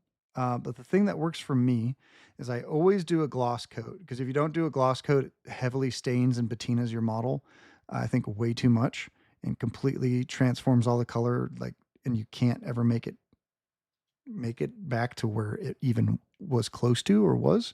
So typically, when I do it, I'll always do a gloss coat. So if I want it heavily pigmented, I can just not wipe as much away. Um, but when I'm doing an oil wash, I'll actually wipe it away with a microfiber cloth. So I'll take a microfiber cloth, dip it into whatever I need to dip it into, some kind of like odorless thinner, and then I'll go through and I'll just wipe the whole model down with that rag. Um, and I'm not gonna lie, I will be shameful. I have done it with a paper towel before. I wouldn't do that because sometimes it can leave like particles of the paper towel behind, which is never not particularly good. But sometimes you don't have an extra you don't have an extra thing on hand. You know what I mean? Um, let's see here. All right. Um, yeah. So for this particular model, I'm actually not going to highlight the black with this blue because I like contrasting it with a like a warmer. So I use smoke black and ash black, which is kind of like Skaven Blight Dinge and Storm Vermin Fur. They're similar colors. These cover better. Um, but that is something. Okay, so I'm gonna go back and fix a couple little things with this black. A little couple things right here. Boom, boom, and then I'll go through with brown, finish it with skin, and we'll be done. Let's go back to here so everyone can read. All right. YouTube, haven't had any chatters for a hot minute. We do have people listening / watching. Um, looks like we have maintained about an average amount of viewers on Twitch, which is nice.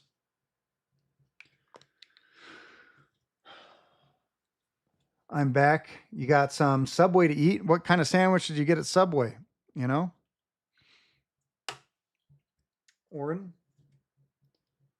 And then we have Isaac. Is there a method to this There is a method to this madness. That is correct. There is a method. Sorry, I was bitty, but goo ash. That's what it's called. So wait. Sorry, was busy. Gooch is goo ash. Goo ash. I don't think you're right. I just don't. Sean, I don't think it's called goo ash. Goo ash. Hold on. Let's ask. Let's ask ChatGPT. Let's see here. Let's see here.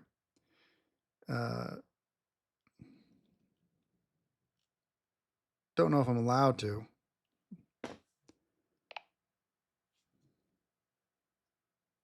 How do we go back?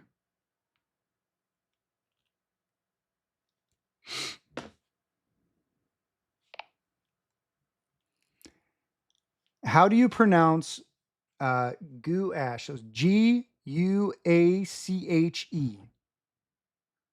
Sure. It's pronounced like gouache. So it rhymes with wash and has that soft G sound at the beginning. Gouache. Exactly. You've got it. It's just like saying wash, but with a G in front. So gouache is the perfect way to say it. Thanks. Appreciate it. I guess Sean was right. You're very welcome. And hey, now you can confidently correct anyone else who's not sure how to say it. If Sean needs a little pronunciation lesson, you've got it covered. There you go, Sean. You need that pronunciation lesson, my guy. Gouache. Gouache. All right. I would have loved something more bright to highlight the claws, stick with grays, and then oil to color it down. Way too much for my taste. That's fair. Sometimes after the oil wash, like that's something that I do really heavily with this model. After the oil wash, we go back in and we really try to highlight certain things. Um, paper towel texture is just what every model needs.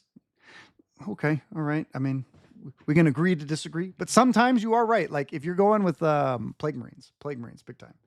Um, Subway Club, nice. Club sandwiches are always dope. Roast beef, turkey, or ham. Okay, so Sean says, duh, he knows how to say it. Sassy AI. I mean, I'm sassy, so my AI just mimics me being sassy. So, all right, we're going to move on to the dirt. All right, so we have a model here. I'm going to go back to this one and we will paint the dirt here. So, we're just going to use some Rhinox hide. We're not, this model will get popped off this base and we will I will make it all nice and better later on, but you know, for now, that is okay. I think that getting a little bit of dirt on the actual concrete is fine. We'll use some pigments on it too, spice it up, sprue it up a little bit. And yeah, then we'll be ready to gloss it and kind of go from there. So that side is still wet. Cool. All right. Some of these in here.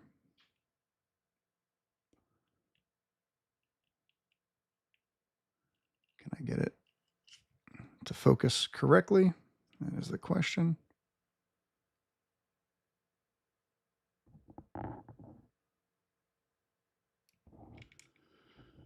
Man, this basing looks bad because I haven't done anything to the outsides.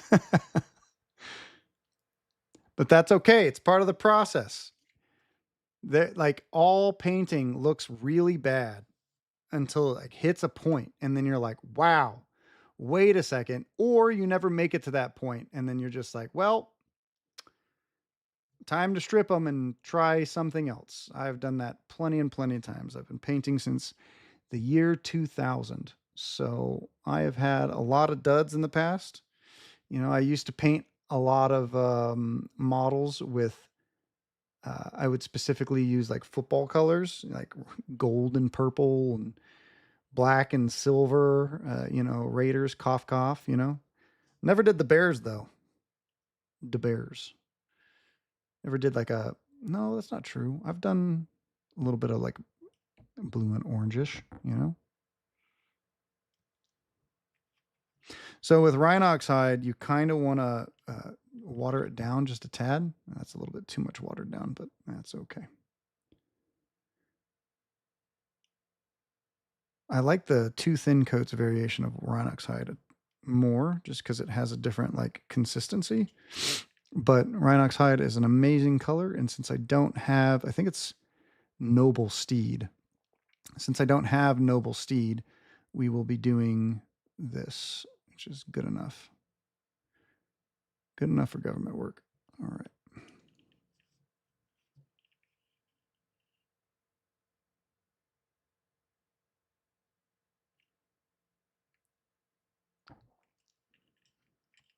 Get in here. Try not to get too much on the model itself.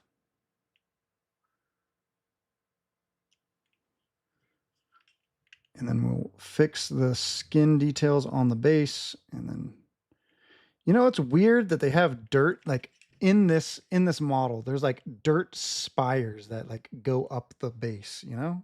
It's kind of weird. Like, why would dirt ever be like that? You know? I don't know. Fantasy worms. Not sure. Maybe they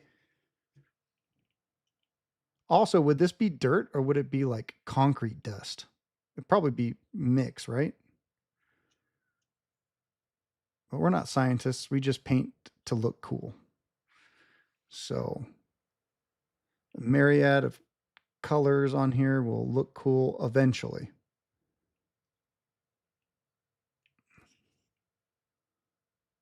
Look cool eventually. Oh, look at that. There's a little bit of under here, some more black that I need to paint.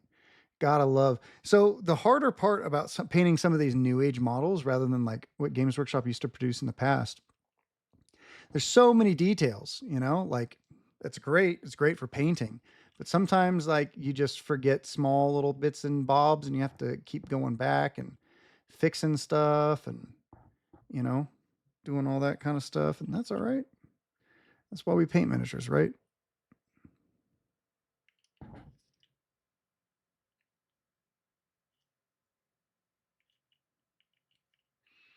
We'll be able to fix some of these a little later.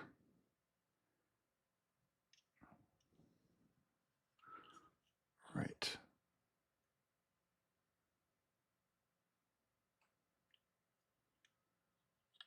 Probably use some stippling to get into some of these areas too. I'm a big fan of stippling and like cloth and painting cloth in different ways, like striation cloth and other ways. And that's the best thing about this hobby is there's just so many different ways to like do it, Like I can just show you the ways that I enjoy, but perhaps you have a better method or something that works for you.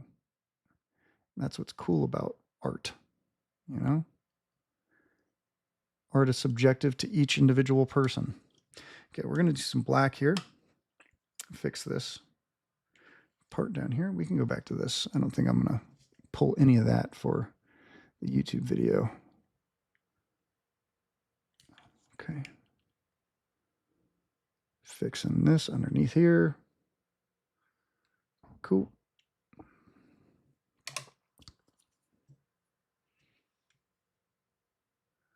Right in here. Bada bing, bada boom. And then I'll have to,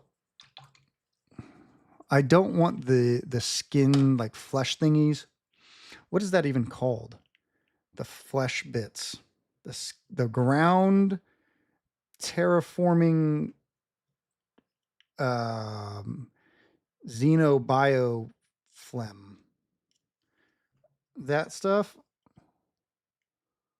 Xeno flesh ground. I think that stuff I would probably want to. There has to be some type of like terminology for it, right? At least some kind of science fiction one that somebody's made up in a book somewhere. It's not excrement.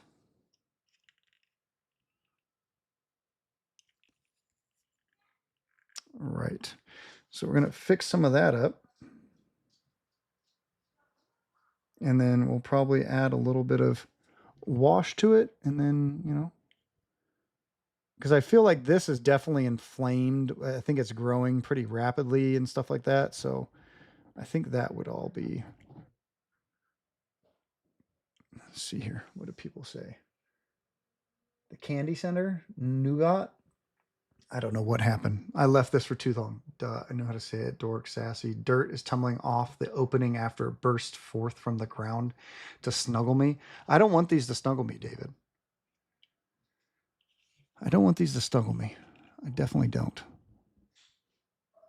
In fact, if any of these were like real, I think they'd be pretty terrifying. I'd have to be brave for my son, but I'd be very. I know I'd die. There's just like a thing. Try and take a gun, try and shoot it, and then die like a typical guardsman. Do you guys think that this thing would win, or a predator or an alien? I don't know. If this thing doesn't have its hive mind, like maybe it's dumb, because it would just be this homie, versus a xenomorph or a predator. I don't know.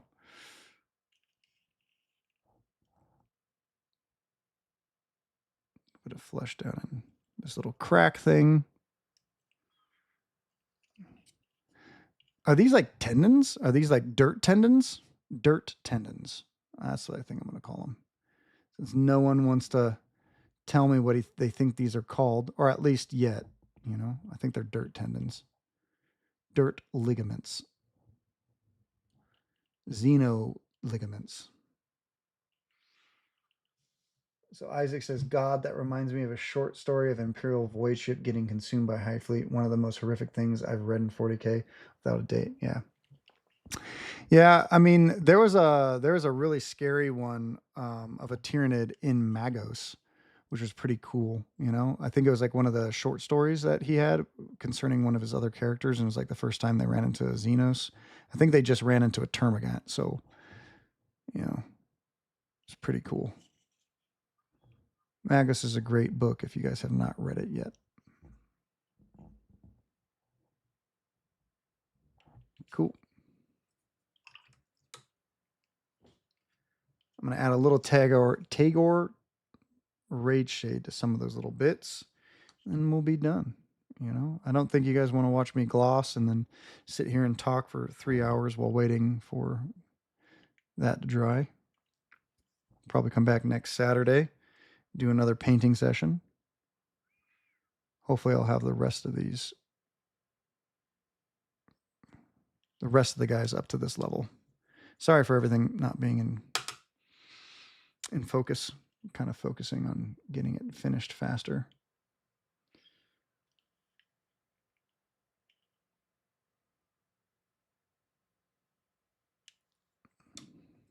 A little bit of Caribou Crimson. We're going to kind of do a little kind of thick. I don't think it's going to come over the dirt very much.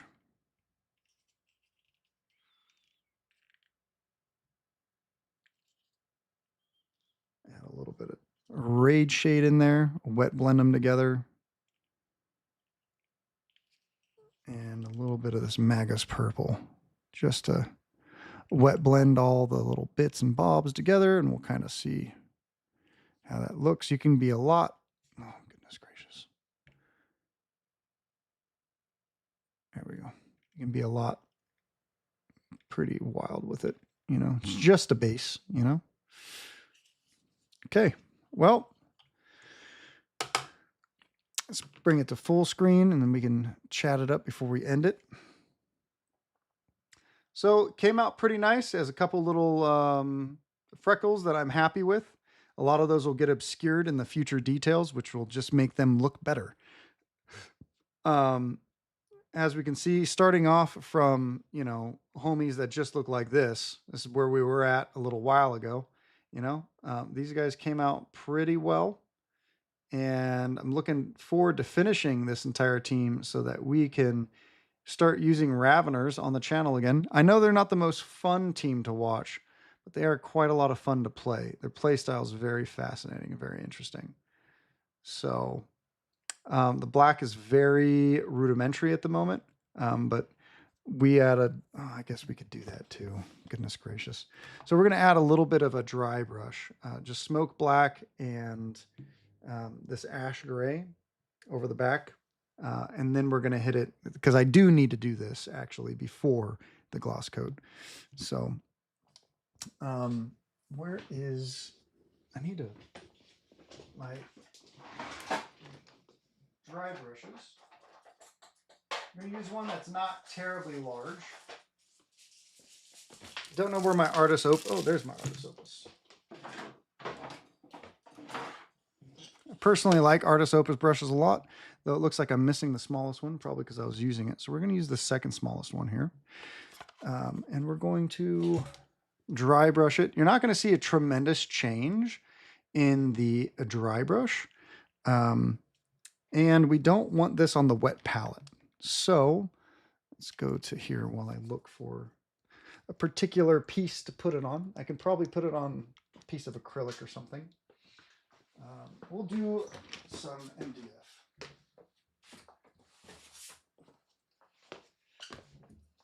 Luckily, I have a workshop here, so I have some MDF. Just going to put a little bit of this on. To dry it off, you don't really want to use paper towels because paper towels aren't particularly like great. And you also don't want the brush to be like super dry when you're dry brushing. So, you know, so we're going to get this brush. I've put a little bit of water on this piece of MDF, right? Let's see if I can bring it over here. Go to my wet palette cam. So we have this. I'm going to take a little bit of water from here. If you have a little bit of wood or something like that. Sorry, it's really bright. And then you're just going to get the brush a little moist. And then we're going to take this piece of black and we're just going to get into the bristles.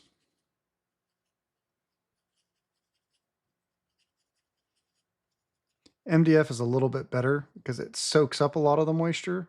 I'd prefer if this was,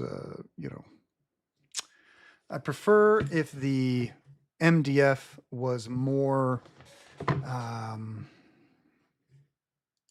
was already primed, because then it's not going to soak up the water as much. But that's all right. So you want your brush to be a tad bit wet, not wet, moist. Yes, I use the M word. You want it to be a tad moist, right?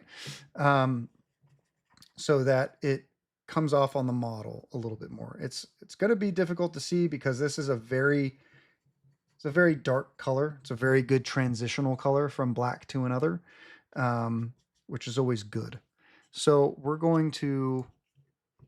It's good for making subtle transitions. So we're going to take this color and we're just going to dry brush a tad.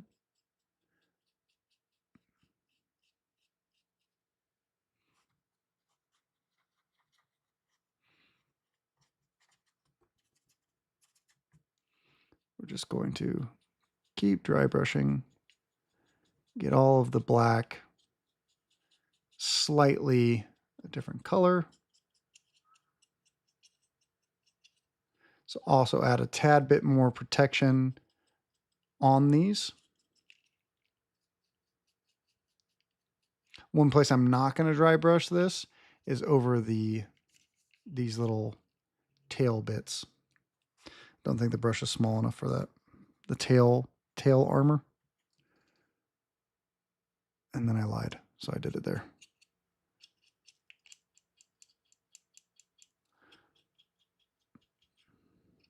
So I'm doing this to change the hue of the black just a tad, so that when I come back after the oil wash, I can go back in with black and I could remake some, so I can make new chips when I'm making the chitin, right? Like with the striations and the chitin, I can add black and just make chunks like disappear. And also you can go back in through into the crevice and create more of a shadow, which is going to look it looks really nice when everything is said and done.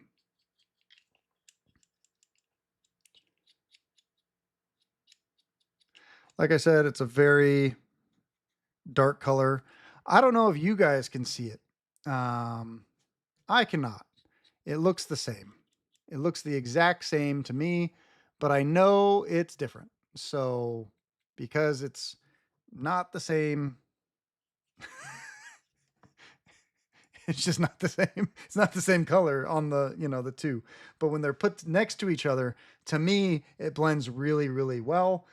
And now that could be because I'm colorblind. It could be, who knows? Who knows?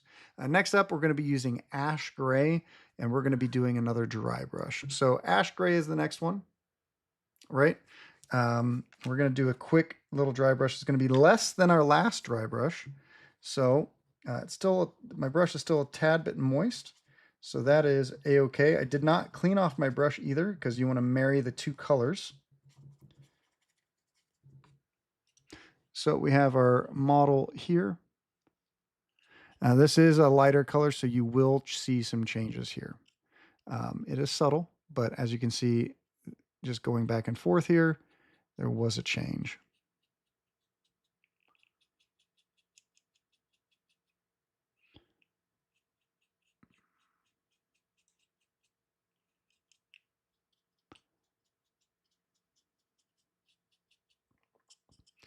So adding this small variation, the small dry brush step, you could add the gray or the what's it called, the streaking grime from this point. You could add the streaking grime and you could call your model done. This is 100% over battle ready. It is nicely painted. You could call your models done after your streaking rhyme, right? And you would be overly happy. I would be happy. That's the point that we brought all of our models from the narrative to. We got to this point, all 150 models. It took up 2 weeks of my life, you know, nothing but paint for 14 hours a day.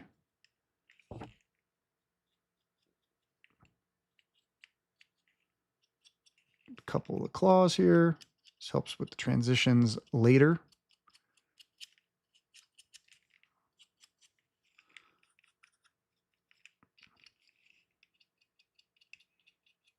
Don't know if you can hear me scratching at these.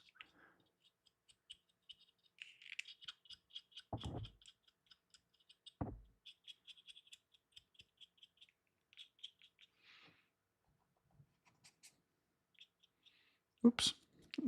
This one is a little bit too much of an overbrush, so I didn't dry it off enough. If I can, on the tip of the claw, it's not that big of a deal because we're just going to go back in with we're going to make it look sharp in in our highlighting step afterwards. Just have to be a tad bit more careful with how I apply this. And the other part is when you still want everything to look black. It's really easy to over highlight black and then make something look not black. It's always a fine line that um, you have to kind of walk whenever you're working with black. So, because if you do too much, all of a sudden it looks gray and not black anymore. This looks a little gray, but that's okay. The rest of it looks black, and this we can darken back in again. So that is going to be, I'll clean my brushes and stuff. But, using a dry brush, a size 4, a size 2, and I think we even used a size 0 for the veins. So, yeah, we'll move over the chat for a while, chat with you guys, and then we'll start to wrap things up, So, any chance of a Highlander Hobbies dry brush set? So, we want to expand the Highlander Hobbies. We do, but first we need to sell more um, brushes. So, this was a very big investment for me and my family to put into these brushes, right? So, first, we have to sell a lot more of the brushes because we have 1,000 boxes.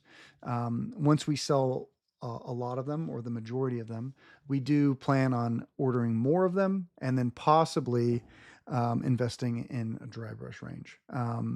But that will also take time because I want to test them and get them to the point where, um, you know, I like it. So, dry brushes, possibly in the future, we'll have a dry brush range as well, but it would have to meet my criteria of being a good brush. So and sometimes that just takes more time. So, thank you for the question. Um, let's see here. Raveners love hugging people, but they do it tactically to stay alive. That is true. God, that reminds me of a short story. Yes, okay, I've read that part. So, workhorse is your daily driver. Almost like, yep, that was the point. I named it the workhorse because I knew I knew it would do just that. And then let's see here. Can you include instructions for how to set up my dry brushing in the YouTube to set up for dry brushing in the YouTube video? I only caught the last couple of seconds. Yeah, I totally can. I think Artist Opus has a really good way to dry brush. Pretty much, you just kind of get your brush a little moist, like on a sponge. You could use a kitchen sponge or something like that. You could use. I just had this piece of MDF next to me, so I let it absorb most of the water, and then I just kind of swirled it around to make sure that it wasn't completely dry and not completely wet. Um, Paper towels are meant to absorb so much liquid, so I wouldn't use paper towels. Microfiber cloths are good. Um, so those are good. Um, but But yeah, guys, I appreciate you guys for jumping in and for watching. If you guys have any other questions or anything you guys want to talk about, we can definitely chat a little bit more. Um, and otherwise, we'll probably round this out here at 7:02 p.m. Probably need to go help make dinner or make dinner. One of the two. It was a chill session. Got some painting done. Appreciate you, Sean. You know. Um, so you're painting some far. So you're painting some stealth suits. You're painting them like the box, Sean. And then, yeah. Yep. So Isaac that's a good one. Best suggestions like a mason jar with a sponge or something in it with a few drops of water. That's a very good tip and trick. You can do that pretty quickly and easily. You can make it, and it doesn't really cost anything. Your wife or partner might get mad at you, depending on it. It's possible. um, but yeah, so took took about 3 hours to get most of these while talking, and it's a lot harder to film. I would say that this process would probably take you maybe 2 hours to get through for each model, maybe an hour and a half, 90 minutes or so.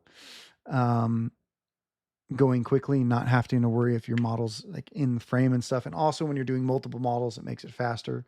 And then the highlighting step probably takes about another 90 minutes. So these models could probably be done between 3 and 4 hours each. There's only 5 models, right? So you're looking at maybe between 15 and 20 hours to have an entire team like done to a really nice standard. If you have an airbrush, if you don't have an airbrush, feel free to add, a lot more time.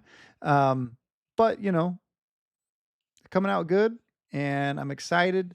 I haven't seen this model since October, so I'm excited that this model is back in my hands, and excited to make the rest of these little homies into the next to these guys too. So yeah, um, yes, they're a very fast team to paint, and I think on our most recent podcast, this is one of my favorite teams to paint. I think they're a lot of fun. I typically don't play Tyranids, typically, but this is a team that I thoroughly enjoy. So I would also say that the Striking Scorpion team that I'm painting, is also very, very fun to paint. So a very fun little twist on a lot of color schemes that I look forward to doing. And I don't even know if the camera can capture the detail of some of these things. Since I showed this model at the very beginning, I can try to show it here too. It's a very bright model. I just did kind of this left leg of kind of like how I want him to look. But yeah, super, super smooth, super pretty. Looking forward to, there's a little butt crack there. Um, Looking forward to getting this whole model out. Sometimes, like with Eldar, if Eldar don't have like a super special model like a lot of these other models, you can also increase like your painting quality and like your style by just like if you're like competition painting by making every single model look the same. So like it's hard to explain. So sometimes it's like, oh yeah, there's a leader and this leader looks awesome because they're just like extra and they're crazy, or this guy has a plague marine gun and poison and all this kind of stuff. But some models, like specifically the Eldar models, they're all the same, right? So the way that you make them like expand them to look even better is by making look every single one look the exact same, and it's just a different kind of painting style. That's I feel very cool, like they're almost like a nebulous force. I think it's pretty cool. So yeah, this scheme is really cool. So Oren, make sure to check out one of the streams that I do when I paint these guys, or is it's actually a pretty simple paint scheme. But it does take time because it's a little bit more of like a heavy metal style. But the yellows I use and then the blues, definitely this would go hard on Dire Avengers as well. Um, but I'm doing my Dire Avengers in a magenta while I'm doing my these guys in blue, and I don't know what I'm gonna do for my Howling Banshees yet.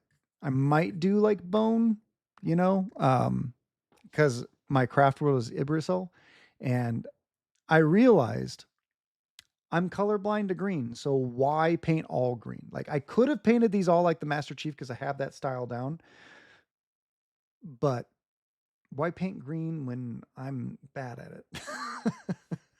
I don't own very many green colors. So, yeah. But I appreciate you all for joining and watching. But we're gonna round this bad boy out. Thanks for tuning in, and next time, maybe next Saturday, if you guys enjoyed this, let me know. Jump in the Discord. I'll probably talk about it on the podcast as well. But until next time, everyone. Cheers.